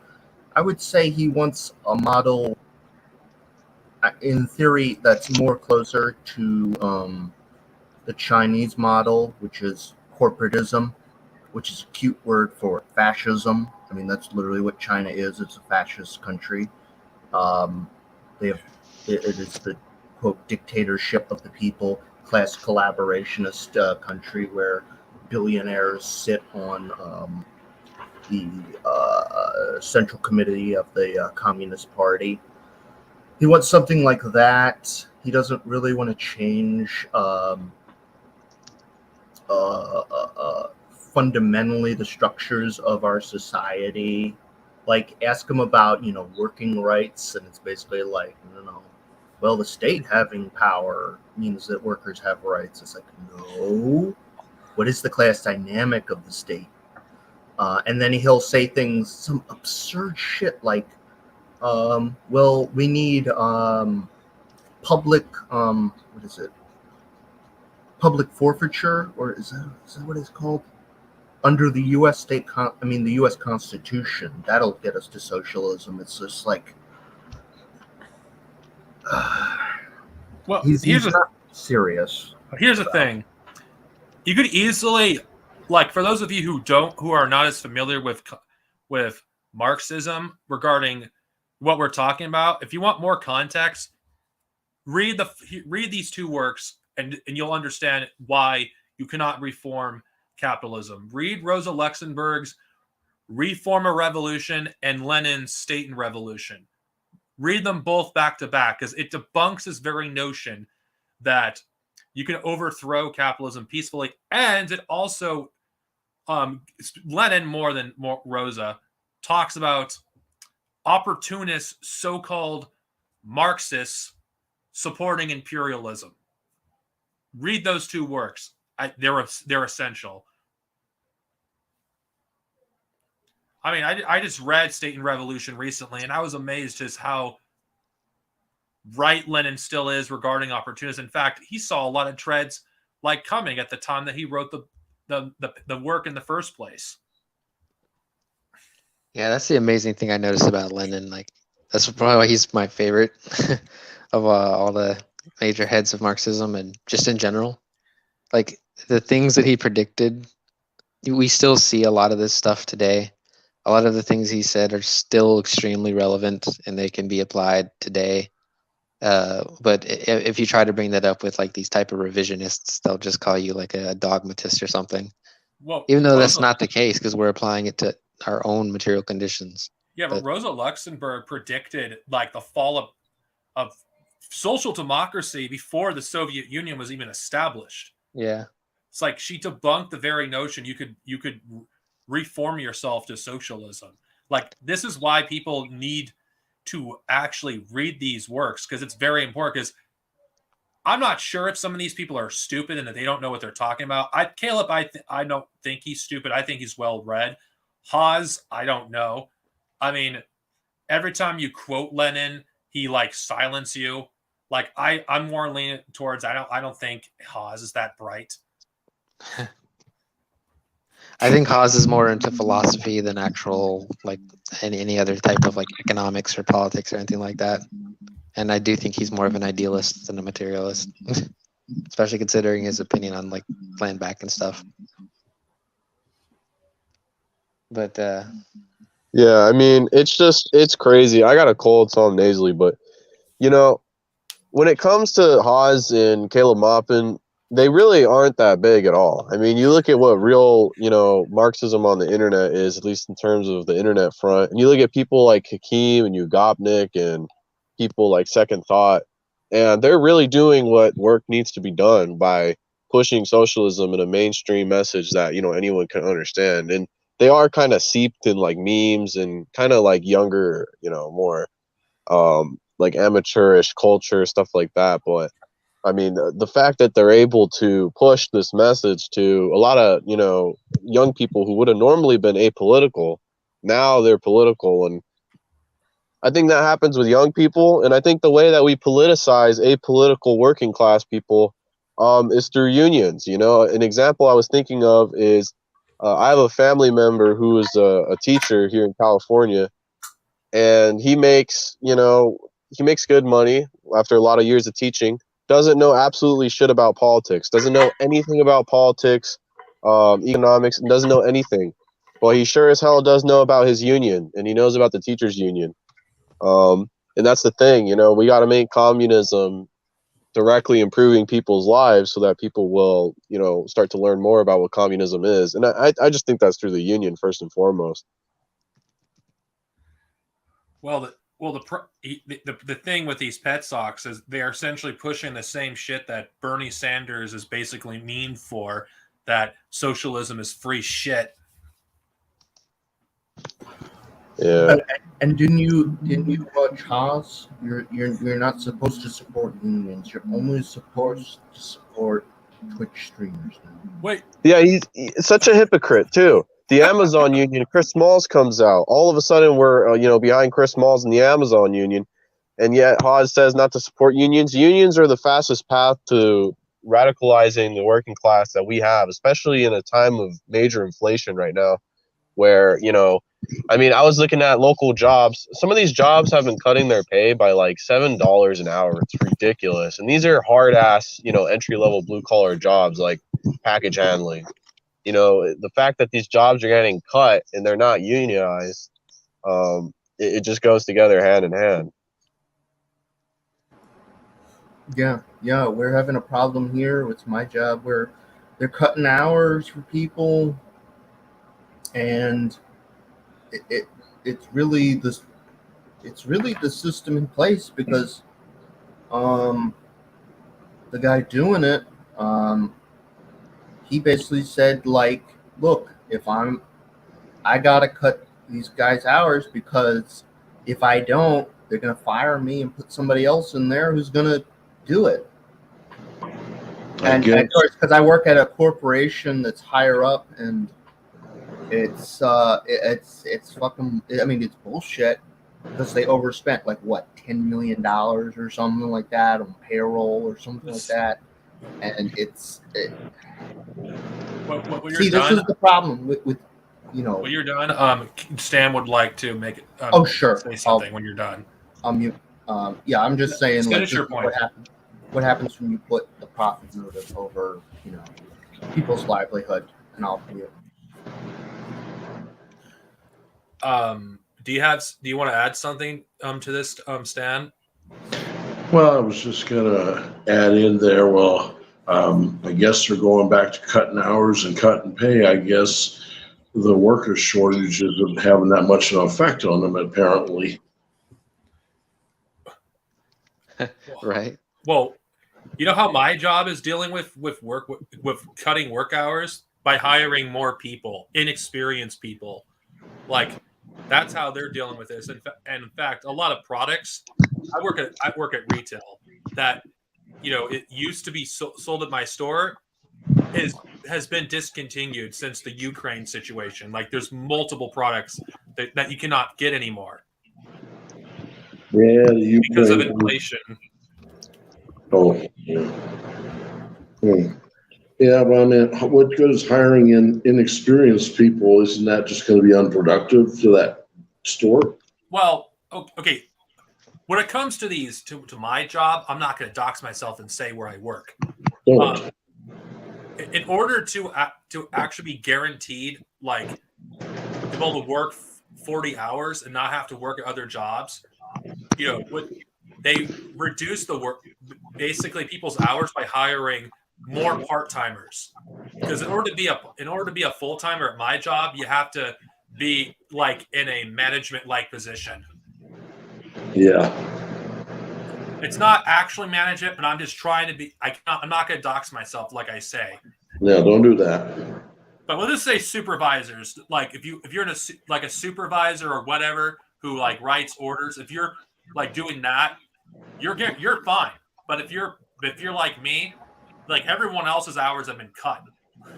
Like every single worker that I work with works like at least 2 jobs. It wouldn't be much productive for you to be a supervisor? I wouldn't want to be a supervisor, but I'm just saying what's been going on. Like, and the reason why they do young people in particular, because like people who are in high school, because you don't have to give them as many hours. Right. And you don't have to pay them as much. Yeah, I see that. Yeah, I mean. Yeah, sorry. Yeah. No, you're cool. I mean, just, ultimately, I think what it comes down to is, what we have on the internet is a lot of opportunity to talk to people, without consequence. If this wasn't, the time of the internet where we would have to go out and meet people in like public squares face to face, there's a lot of repercussions for doing that. You could have people following what you say to your job. You can have it following you to your family. There could be stigma behind it, but now we have an opportunity to tell, a lot of younger people who are going into, companies like Amazon and FedEx, that they are able to unionize and that it is legal for them to unionize. And, another thing too is it doesn't matter if the employer wants them to unionize or doesn't want them to unionize, like they can. And they have social media behind them to hold these companies accountable. So I think that's where the movement is. I think that's where the future is getting as many unions in these, major working class companies like Amazon as possible. I think utilizing both on the ground and social media is something we kind of have to do it in this day and age, because we can't get far otherwise. But the interesting thing that I think is if you look back at some of the things that Lenin had recommended that would be good praxis for communists on the ground to use to spread propaganda. One of the major things that he talked about was like a newspaper, like a newspaper outlet to try to at least get this type of knowledge out there. I think if you were to at least convert that type of thinking to today's what we have available to us today in terms of any type of like social media usage to spread awareness about different types of things going on, I think we could easily use that to forward the goals that we're trying to achieve. So Yeah, I mean, all it's about is just letting people know that they have the opportunity to bargain for more, because I think people get caught up in these, topics online. They get caught up talking about Ukraine, or they get caught up talking about, some other controversy online. But really, we're seeing record numbers of companies, being unionized, and this is the lens into politicizing the masses. And we can also within the union create basically a general consciousness of socialism through simplifying socialism to what it actually is, which is just us reaping the social rewards that we create in society. Um, and that would just be the outlet. I mean, unions receive institutional funding, they receive dues, and they create strong hierarchies for themselves. They become, mass organizations in workplaces, and the output that they could have towards spreading socialism is colossally huge. I'm glad that we have people on the internet, like Hakeem, who spread socialism, like Jason Unruh, because that's how I became a communist personally, was because of Jason Unruh. But if we had, a funded institution like a union spreading the idea of socialism, that would be the next step forward. I agree. I mean, it's easier than ever to find this stuff. I mean, I don't know how it, like, I was introduced with Marxism through Jason. And because of the Bernie lost, it motivated me to actually want to learn this stuff because I wanted to know more. And then I discovered Hakeem, and eventually, unfortunately, Caleb. But okay, let's be honest here. I think most of us were viewers of Caleb at one point, and most of us might have even liked Caleb at one point. But the guy is really fucking unhinged these days. I mean, he's blocking people that support one of his biggest supporters. Dust James is blocked by like Hawes. I don't know if he's blocked by Caleb. Wouldn't shock me if he is. If you're an enemy of Hawes, you're an enemy of Caleb. It's like, what is wrong with you? Yeah, I used to actually like Caleb at one point, but I didn't watch all of his videos. I wasn't quite I didn't follow him on any social media. So like, I wasn't quite sure specifically what his positions were, other than basically the type of videos I would watch would just be the ones where he dispels the myths that, the Soviet Union didn't accomplish anything and stuff like that, which we know obviously it did accomplish a lot. So that's the type of stuff that I would ever watch him for. But I didn't realize he was like such a dangoid opportunist who just thinks like, socialist billionaires is a thing. I think that it was around that time when I was like, wow, this guy's ridiculous. Oh, and there was another video. I don't remember which country. I think he was talking about Angola. But he was talking about like some government, some woman billionaire that lives there, and basically was like praising her because I think it was like her or her dad or somebody was claiming to be a socialist or something like that, even though they were fucking billionaires. Yeah, he's doing that because she has connections with the Chinese and Russian government. I mean, if you really look at some of his positions connected to like the Chinese and Russian government, money interest wise, and it'll be like, okay. I started following Caleb around 2020 when the COVID thing started. He used to do some really cool stuff. He can really like pull you in with his because I kind of sympathize with Caleb too a little bit to a certain extent because he's socially awkward. I'm socially awkward. I grew up having autism and Asperger's, and I was a very quiet kid in school, like super quiet. It was hard for me to socialize because of my condition and other such things. So I could understand somebody like Caleb who comes off socially awkward and other such things like that. But it was really after his debate with Jason over the socialist billionaires thing that I really started questioning Caleb more and more. and the Patsoc line, because I used to say a lot of the same stuff Caleb used to say even before I even met him. I said, "Oh, we just need to all wear uniforms and other such things." I don't know. It seems to be a trend among aristocrats for this kind of stuff. Well, But what Yeah, I was made, about to say I was never in that uniform whatever like phase. what made That was me Yeah. never me. what made me fed up with Caleb was him constantly throwing around the word ultra leftist. yeah, Because it's and the last straw for me for Caleb Maupin actually was the last Ewoks stream that I actually watched, and I haven't watched one since. Actually, was when he did like a milk toast thing. He didn't really talk about like decolonization and whatever. Then he just took his opportunity to do a jab at third worldists and compare us to incels. It's like fuck this. I was like that's when I was done with Caleb. It's because he's not in. It seemed like he was purposely trying to like cause a split with Jason. And that's what it seemed like that he was doing. That's what because it's to me it made me realize Caleb Maupin is all about drama because like all this shit, this drama that's been going on with Caleb is completely avoidable. He causes most of it. Like Yeah.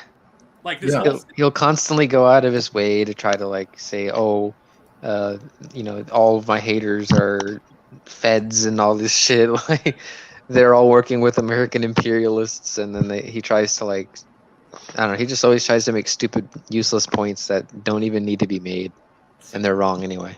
It's like what makes this fucking hilarious, I will say, regarding him saying everyone's a Fed. How does he know that the people he works with aren't Feds? Okay, how does he know like Karen Mansfield isn't like a government asset? How does he know that Haas isn't a government asset? Now, I don't think Haas is, but let's just entertain the idea for a second, hypothetically, if they were. How does he not? They could be for all we know, but they're not. I don't think they are. It'd be too convenient. But But the thing is that the claim that there wouldn't be people in his organization that would like undermine him is like, come on, Caleb. But then again, there's no way the government's going to bother destroying the CPI. I mean, they had 50 fucking people in their fucking conference. 50. This is supposed to give us socialism, folks. Yeah, 50, Yeah, I mean- 50 dweebs just in a room. And then Jackson Hinkle sits there and says, I've never seen so many normal people here. Or some stupid shit. Fuck Jackson Hinkle. I just want to say, as someone from Southern California, he is a labor. No, he's not labor. He's a fucking petty bourgeois piece of shit. His mansion in Santa Barbara literally sits on top of homeless people. I can't emphasize that it is physically on top of a cliff that overlooks an entire town of homeless people. I can show you the exact street where there's fucking lines of homeless people. He's out of touch. He's selling Z shirts to kids online. And I'm honestly, in terms of Caleb Maupin, I'm really disappointed with Maupin because he used to come off as so, mature to me. He used to come off as really level-headed, and I do think that there needs to be more maturity in politics online, and I feel like he was bringing that. And unfortunately, he had a debate with Vosh, and then all of a sudden, like every live stream, he's cussing like a sailor. He's red in the face. He dresses like shit now, Oh, and he's just kind of like, yeah. I mean, now he's just so like pessimistic and so filled with hate and drama. Yeah, I don't And know it what it gets was tiring. about that Vosh debate that just changed him so much. Like, I actually thought he did pretty well on that debate, personally, from what I remember. Vosh made himself look like a freaking idiot. honestly, Caleb went from being one of the most respectable communists to being a fucking meme. Yeah, for Yeah, it's Yeah, very he- sad. I mean, he saw the grift. yeah. It's like fuck. It's like as for Jackson Hakel, like yeah, as someone who lives in Southern California, who actually was born here, like I could tell you that we're Southern California. You cannot get any more bourgeois than Southern California. It's bourgeois as fuck. So nothing. It doesn't shock me that Jackson Hinkle would have the mentality he has, because I'm around people like that him all the time where I live. So I know exactly what you're saying, leftism today. And I don't get Yeah. offended if people say Orange County is a shit hole and a cesspool, because it is. It really is. It's so funny. I mean, you know, I'm glad you know Ewoks, because I think people forget, especially with the broader Los Angeles area, there are massive businesses that pull in, you know, billions of dollars every year, sitting on top of people dying in the street, literally dying. And it's just like Mumbai in India, or Rio in Brazil, like these cities where you have the class distinction so blatant in front of you. But unfortunately for America, that's where we're going. We're going to this direction where, you know, the class divide is just getting stronger and stronger. Yeah. Wait a minute. So you're telling me that California isn't a communist hellhole like the bigger Funnily enough, we actually have a $22 billion surplus here in California, apparently.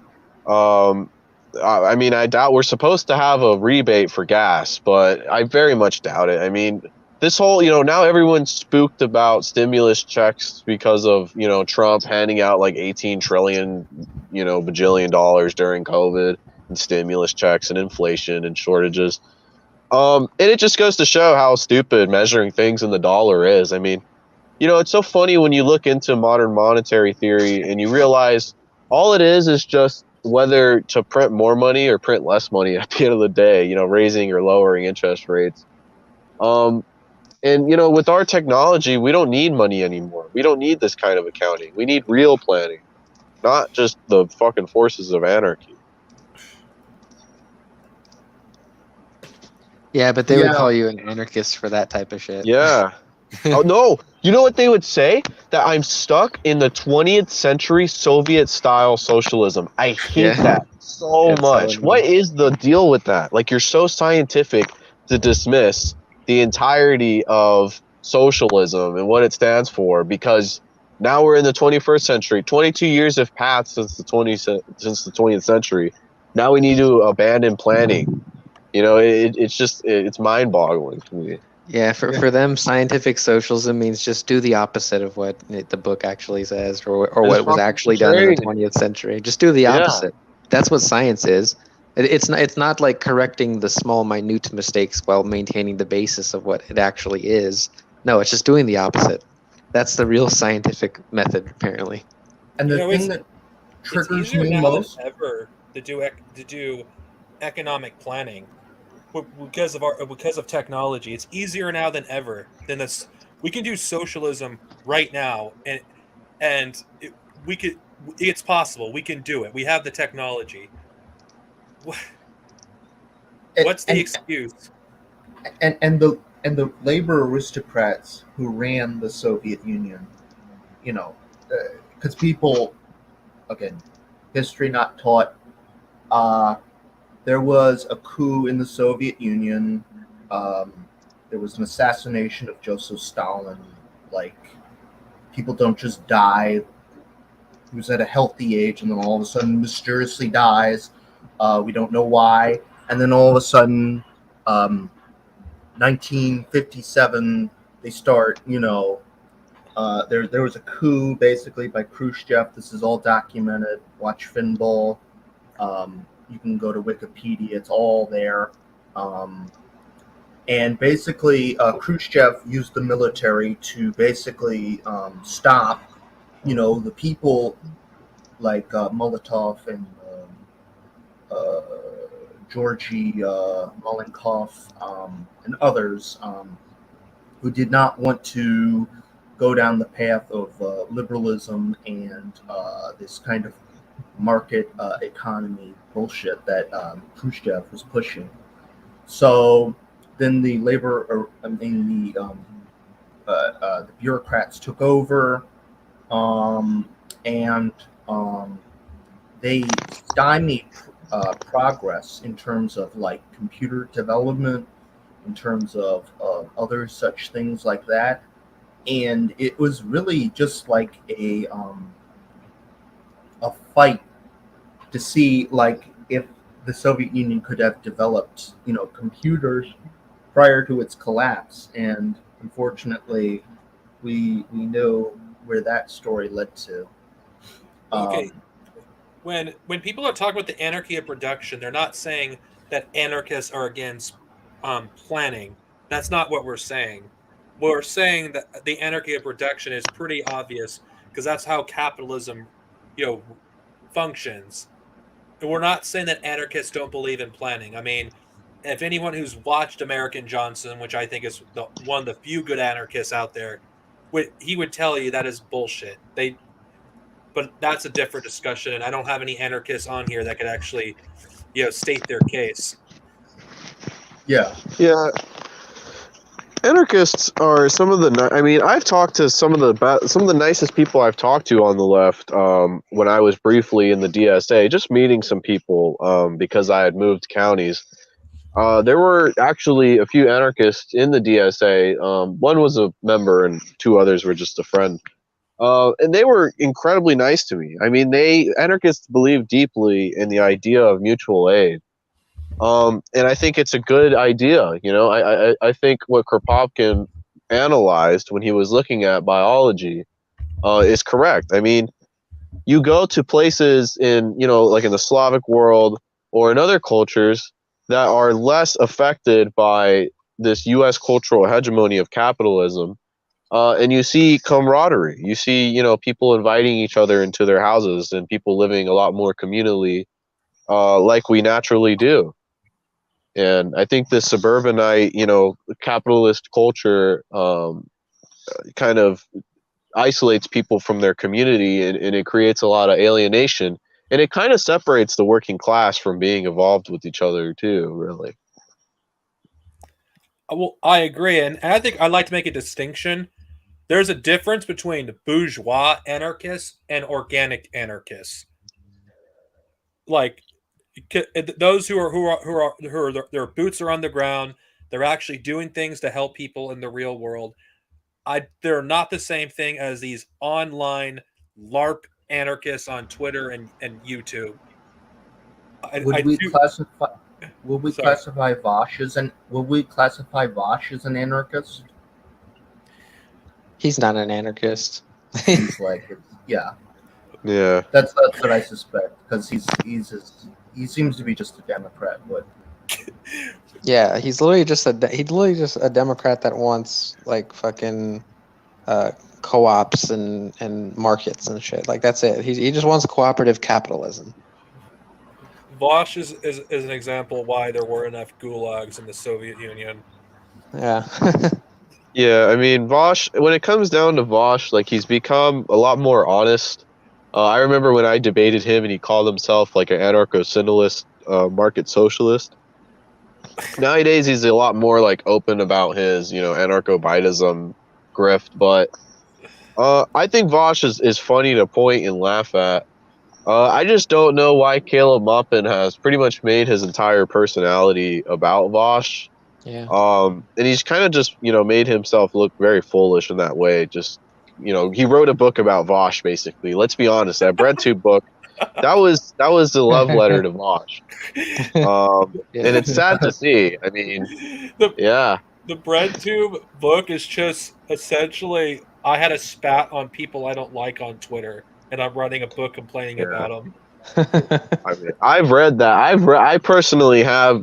I always keep a copy of BreadTube Serves Imperialism on my nightstand. Just in case I need to reach for it at any moment. But I wonder if anyone's done an audio book of it. Oh, that one YouTuber, what was her name? Sophie from Mars or whatever. Just like these, like, kind of copycat BreadTubers. They kind of steal each other's like aesthetics. Yeah. She was actually reading the audio book, and it's really funny when you listen to it. It comes out like a 400-page long Trump tweet. Really, is the way. I saw that video where she was like reading from it. I was like, wow, he's really saying this type of ridiculous shit in here. yeah. How's anyone take this clown seriously? Another A bread tuber that I actually really do like is Last Dog on the Left, because he makes a lot of anti. He reads Moppanite books. He also does a lot on Alexander Dugin, and he's covered a lot of good stuff with that. So for me, Last Dog on the Left, he's my go-to for RedTube kind of stuff. That, and I like his Aussie accent. So City Builders, that book came off as really unhinged. I didn't even realize how bad that book was until Sophie Mars and Thought Slime read quotes from it. It's like, wait, he's demonizing like refugees. What the fuck? Oh yeah, I think I remember that part. That was really crazy. I was like, what the fuck? I'm just gonna say this. This is a self-criticism for me. I actually think I was too soft on Caleb. That I should have stayed true to my instincts rather than suggest to be liberal at the time when I was on Ewoks to Unhinged to get Caleb on after the Vosh thing. It was I should never have done that. Yeah, I mean, it's just funny. Moppin just kind of doesn't really say anything that I see that's really revolutionary. I mean, he kind of just pushes this petty bourgeois, mindset of starting your own business. And I was watching Biden earlier, and he does the exact same thing. He's talking about hundreds of families in America have started their own small business. And all they're going to do is just, accumulate capital and treat people like garbage, because a lot of petty bourgeois people are extremely obnoxious, and they treat their workers fucking horrible. Even worse than some of the bigger national bourgeois corporations out there. And that just ties into his whole, China shilling thing. What is that woman's name was that a lot of the Patsocs are like, oh, anyone that has a problem with her, is an whatever for saying what she's saying supports the Democrats. When let's be honest, what is that crazy woman's name is? Char Darling, or I forgot. Is that crazy lady that basically claims everything's a communist conspiracy theory? Communist. I think she's the governor of Georgia or a senator. oh. Yeah, you were thinking of one of Caleb Moppin's followers. Oh yeah. You're talking about fucking Marjorie Taylor Greene. Yeah. Yes, it's like I don't know why anyone. Nobody should agree. Okay, I don't care if what she says is true and correct. The lady has a record of basically supporting defunding programs that help the poor. Like she just being an opportunist, and let's be honest, this is all bipartisan bullshit. Just use this as an advantage to take a jab at Joe Biden. Like just because a fascist, and I will say that she is a fascist, says something that any reasonable person would agree with, doesn't mean she was genuine. And that's another problem with Caleb, is he'll take people at their words when he wants to. Like he'll say, it's not just, well, even Tucker Carlson is talking about anti-war, and I'm just like, yeah, and the buying into the let's go Brandon shit, like that's all like memes pushed by the petty bourgeois, like Trump boat people. The working class don't give a shit about I mean, like everyone hates Biden, yeah, but that's where the criticism ends. It doesn't extend to imperialism in Africa by China. It doesn't extend to random warmongering by Russia. It doesn't extend to any of that shit. Yeah, the thing I really fucking hate is that the people that pretend as if like the MAGA crowd or whatever is like all of a sudden anti-imperialist, like genuinely anti-imperialist or something like that.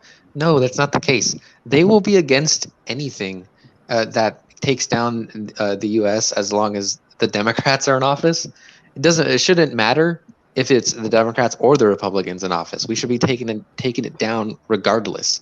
If Trump was still in office, they would be calling any type of person that supported the type of shit that they're doing with like Russia now, they'd be calling them like anti-patriots and traitors to the United States. Like for them, it's all conducive on who is in office. They Yeah. wouldn't be supporting this type of shit if Trump was in office. Yeah, they would support Ukraine if Trump was in office. Yeah. Like, And let's the fact that they don't realize that is lunacy to me. Like, And you can't just tail behind these type of people because they just so happen to share the same position as you currently at this very moment in time, and not even for any type of legitimate reason. it's like you could say, Hitler had some valid points about the government of Germany. It's like you could literally say the same thing about Hitler.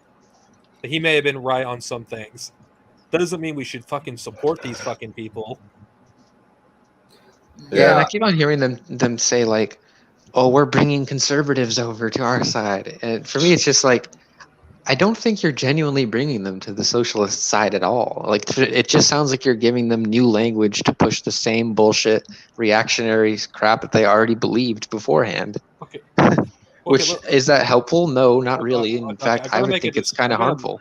Okay, I gotta make a distinction though when I refer to conservatives.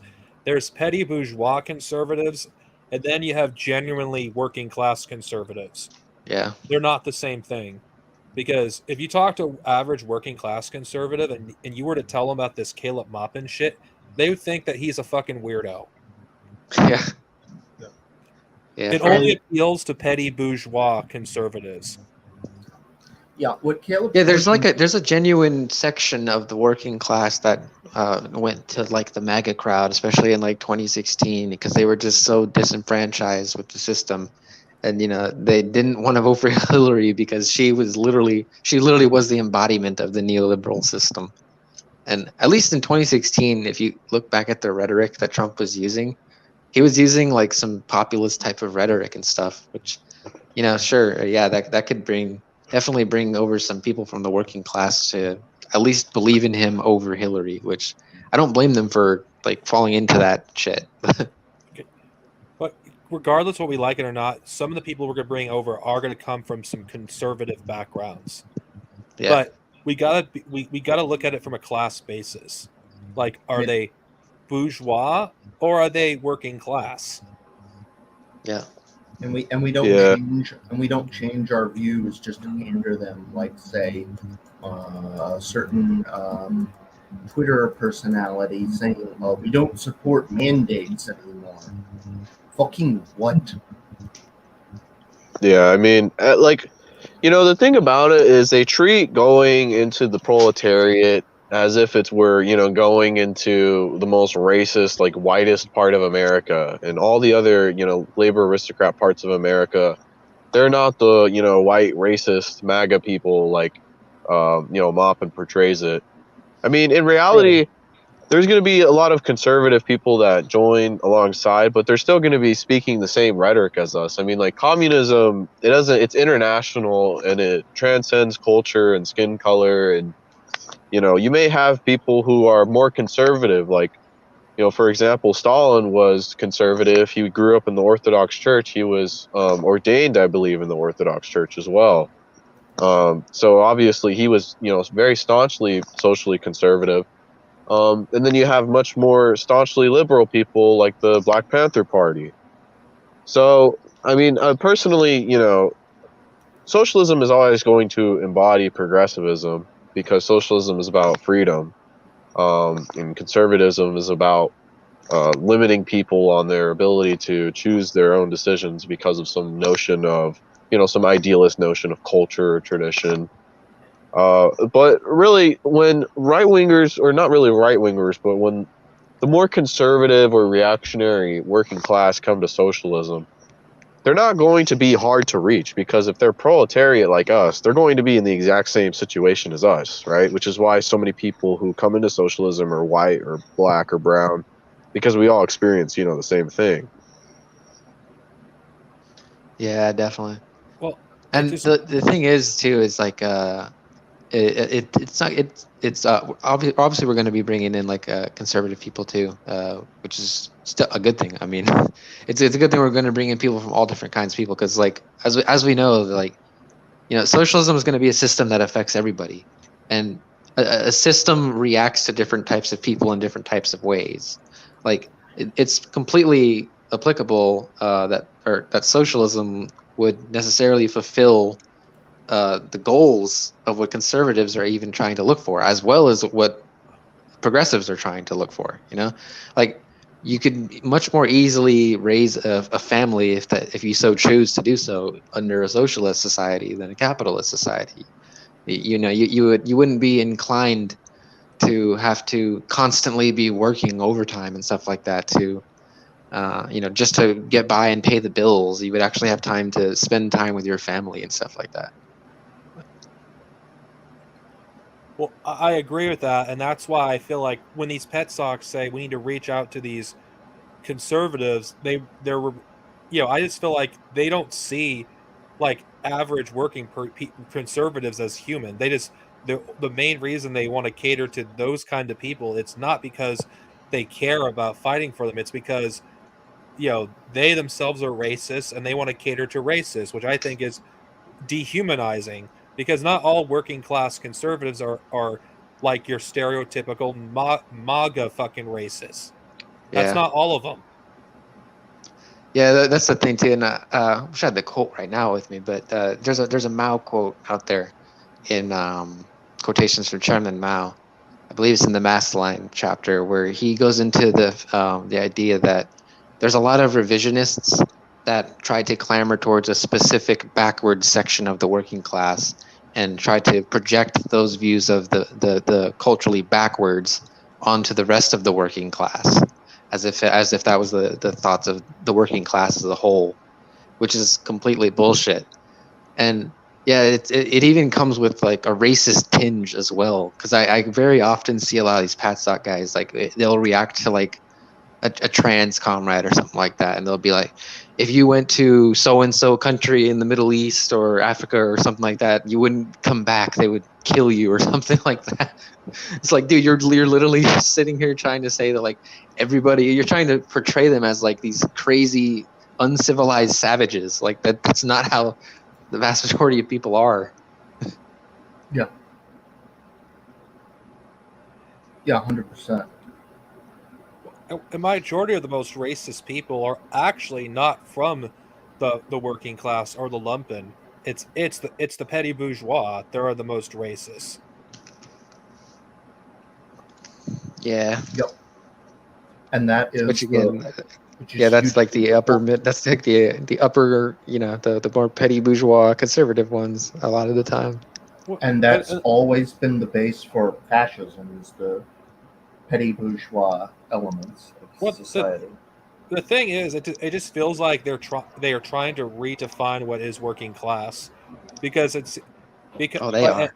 and what is lumpen, because when they say that the lumpen are like are reactionary elements, and the lumpen will be used as the foot soldiers of fascism, it's like, wait a minute, anyone that knows basic history knows that's not true. All right, hold on. Before I continue my point, it was nice to have you on Leftism today. I hope to do this again sometime later, and good night.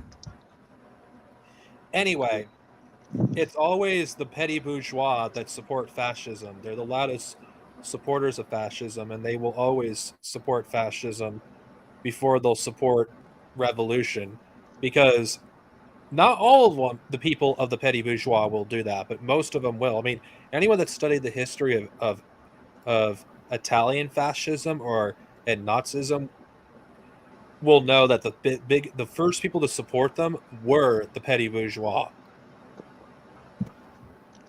Yeah, and another thing too is, as capitalism or capitalist imperialism specifically develops, these people act, the ones that try to attack the lumpen, these people act as if class dynamics don't really undergo any type of change and stuff like that. Like more and more people are becoming lumpenized by the very system itself, and just viewing them as this reactionary class that has absolutely no revolutionary potential.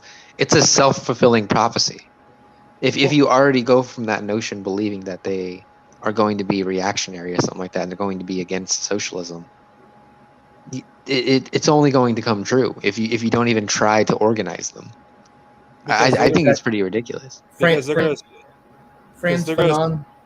Sorry. they're gonna associate socialism with elitism. I mean, Franz Fanon Yeah. summed it up best. Franz Fanon, he basically said that if you don't organize the lumpen, the fascists will. Yeah. And it's basically like we need to show people the movie that was shown to the Black Panther Party members, which was the Battle of Algiers, and how they used lumpen elements in society to free the Algerian people. And that's something we need to start showing these Patsoc peoples, like these fuckers that, like, this is the real lumpen right here. These are the people that was part of Mao's Red Army in China, which was mostly it was of lumpen elements of society. It's been the backwork of every revolution, successful socialist revolution that we've had.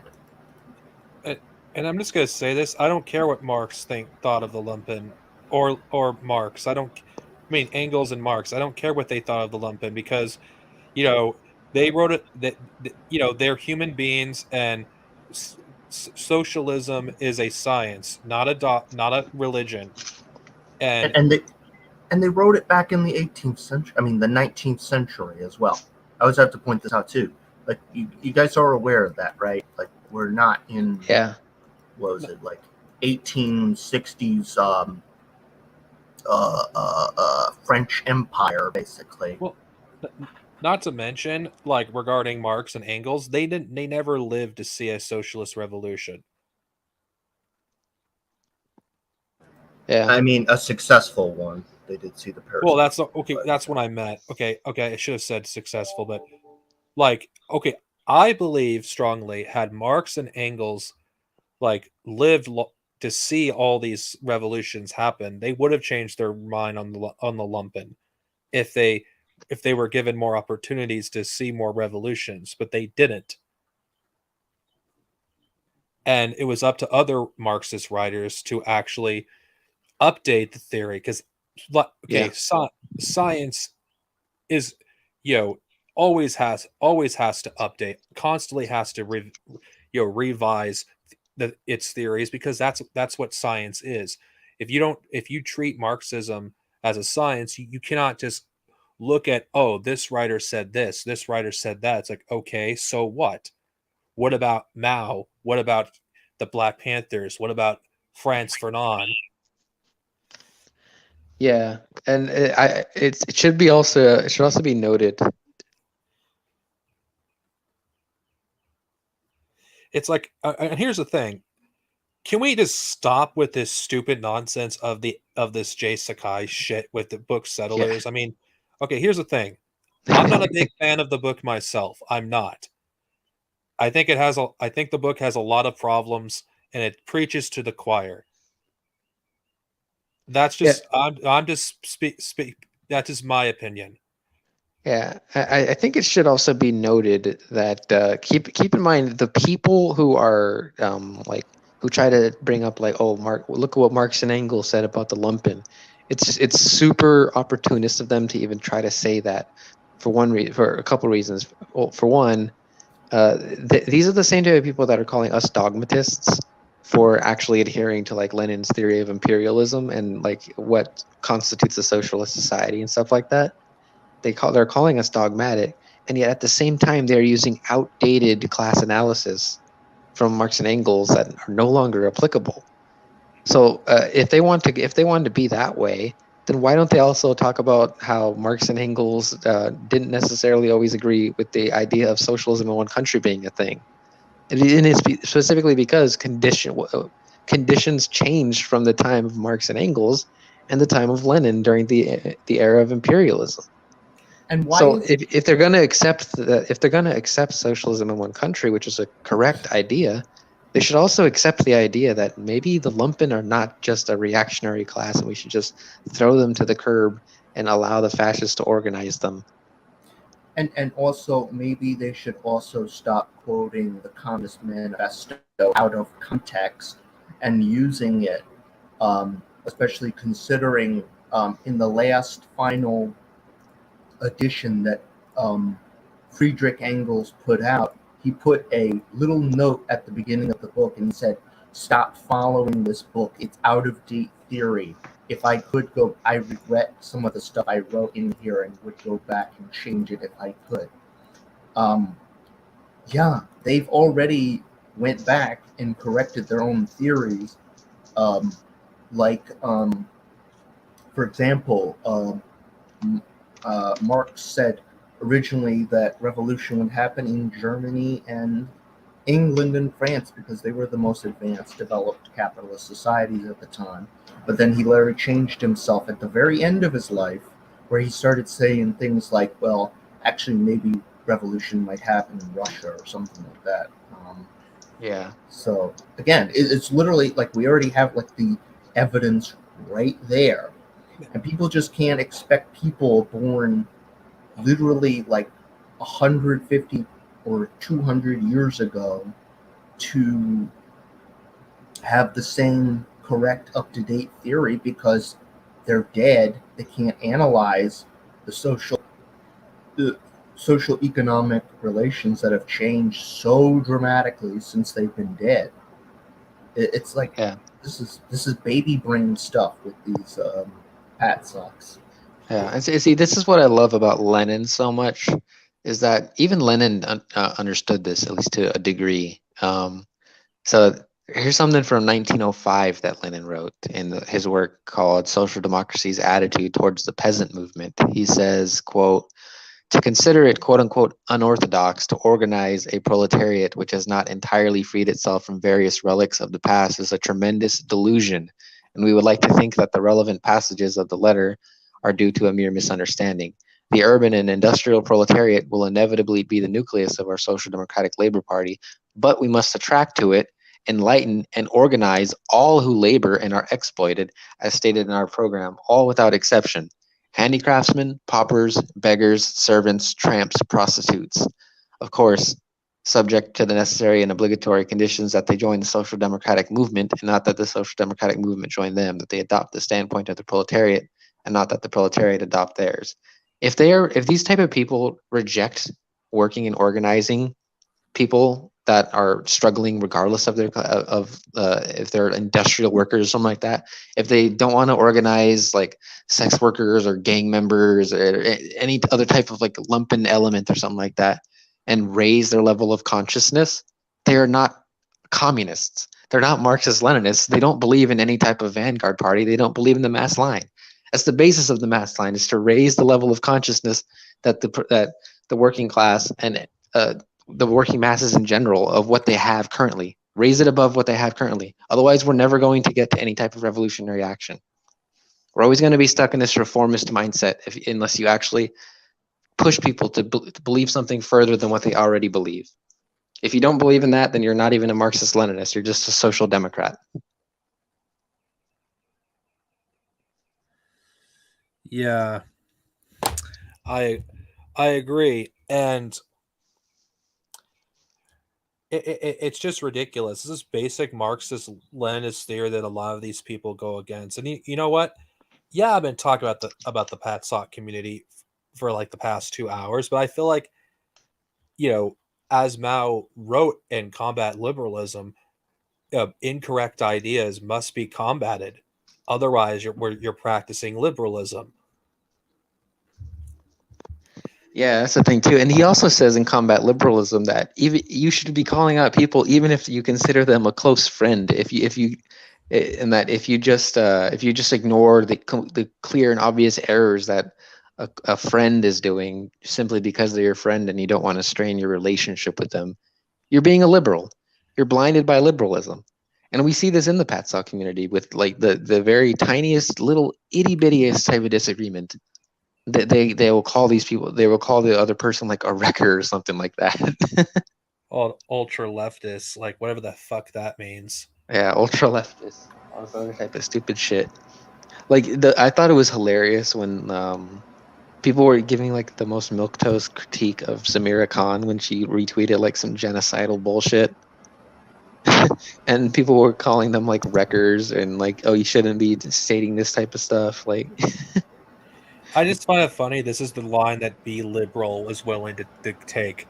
It's like, wait, you've been openly anti-indigenous for like over a year now, and someone being too open of anti-indigenous now, that's fucking a problem. I mean, give me a break. Like this whole like thing with the Patsocs, I'm actually not shocked that this whole thing is falling apart. I'm not shocked. In fact, I wouldn't be shocked if Caleb and Haas turn on each other at some point.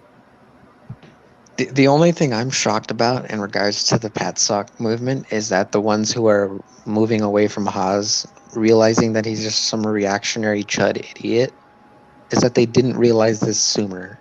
Like, how have they gone this far without realizing this when it was so obvious and he made his positions so clear since the beginning? How were they fooled by this? And I mean, the dude is literally from a trust fund baby background. He comes from like, what is it? From like the comprador class in Lebanon or whatever. The guy literally oozes reaction from top to bottom. Yeah. it's And I mean it's like, seriously, like Caleb Maupin, this is the stupidest move he could have ever made, because even if he does distance himself from Haas, it's too late for Caleb. He's never going to have the credibility back that he once had.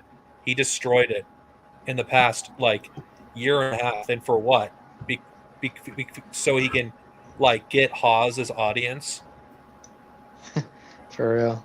Like on it, let's be that's the real reason he did it in the first place. Like it's all a grift. That's all this whole thing is. Caleb is trying to do what freaking like what's new and trendy, but Caleb doesn't understand like the culture of like, I'm just gonna say it, he doesn't understand millennial or Zoomer culture. He doesn't understand it. Yeah, he definitely doesn't. But I mean, even like the Haas cult, though, they understand it in a sense. They know about it, but they just reject it. They don't. They disagree with it. So in other words, they are literally divorced from the masses that exist in their own country. At least if they're here in the United States. Caleb Maupin would have far more credibility if he stuck with Yankee Tanky, Dust James, and yeah, I'm just saying those two individuals in particular, because even though I hate Dust James because I have my reasons. I'm not going to get too into detail here. Yankee He seemed like such a snake oil salesman in his debate with Jason. He was just sitting there smiling like a little douchebag, spreading his little Patsoc talking points, Look, talking out of his ass as if. Here's the thing, Yankee Tanky, I do have like empathy for, because he is actually real. He does seem like he actually cares. Yeah, he seems genuine. Although I still don't disagree. I still don't agree with his positions. I think his positions are wrong. Yeah, they are, but he does generally care about people. Like none of these people care about the people. Yeah. Yeah, he's at least went to prison, unlike these fucking pampered ass motherfuckers. Speaking of that, I think and I can't believe I'm defending him, but I'm doing it anyway because it's the right thing to do. I think like criticizing him for having a criminal record is fucked up, considering that they don't know his circumstances. They don't know what happened. Why I didn't even know he had a criminal record, but that's stupid for anyone to try to come after somebody like that. What the fuck? Yeah, it's Caleb's racism showing and classism showing itself. Okay, here's the thing: unless there's someone's a pedo or a rapist, you have no right to judge these people. You know, from you telling me that, that I guess Yankee Tinky has like a criminal record or whatever. The fact that they were trying to use that against him, 'cause I had no idea about that. I didn't see that stuff. But the fact that they were trying to use that against him really, really leads me to believe that they don't think that like cons, like ex-cons, should have the right to vote, which is crazy to me. Well, okay. Here's the thing. He said it when he was telling the truth about Karen Mansfield. Yeah. That's when I found that out. Yeah, he said he was a felon and he could not own a gun, and Mansfield was waving around a gun. That's when he said it. Rightfully so. He got caught with a gun. He was a felon.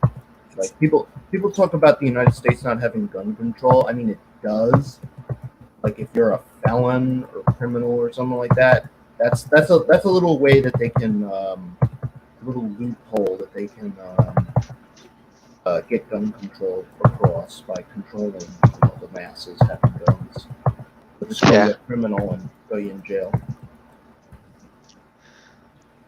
The interesting thing about that too, that ties it into the national question even further, is the police and the court system is obviously a lot less kind to people that are of a minority group than if they were white. So I mean, it's just another way to disarm the people that they feared that are seeking self-determination and stuff like that.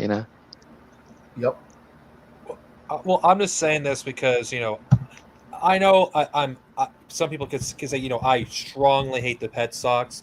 Just because I do doesn't mean I can't have empathy for at least some of them, like not Haas, sorry, Yankee Tanky, because I watch his video. He's like talking about what he wants to do, some of his problems he has, like health problems. Like, you know what? I can empathize with this guy. I don't think I'll ever be be friendly with this guy, but I could at least understand him. It's like, Yeah. It's like I wish the guy the best, and B level should, I think it's sickening that B level is taking advantage of this guy who's not in a good place, objectively, and he's taking advantage of him in order to push his freaking LARP. Yeah. I also think it's pretty fucking funny that B liberal tries to show that he's apparently, in favor of the right nation self-determination, and I mean, maybe that might be the case, but if it was, and if he was actually principled on it, he would stop working with people like Default, who literally has Haas's position on the national question, and he doesn't see Ukraine as a country. Yeah. The Default. But yeah, it's interesting. Default is definitely oof. Yeah.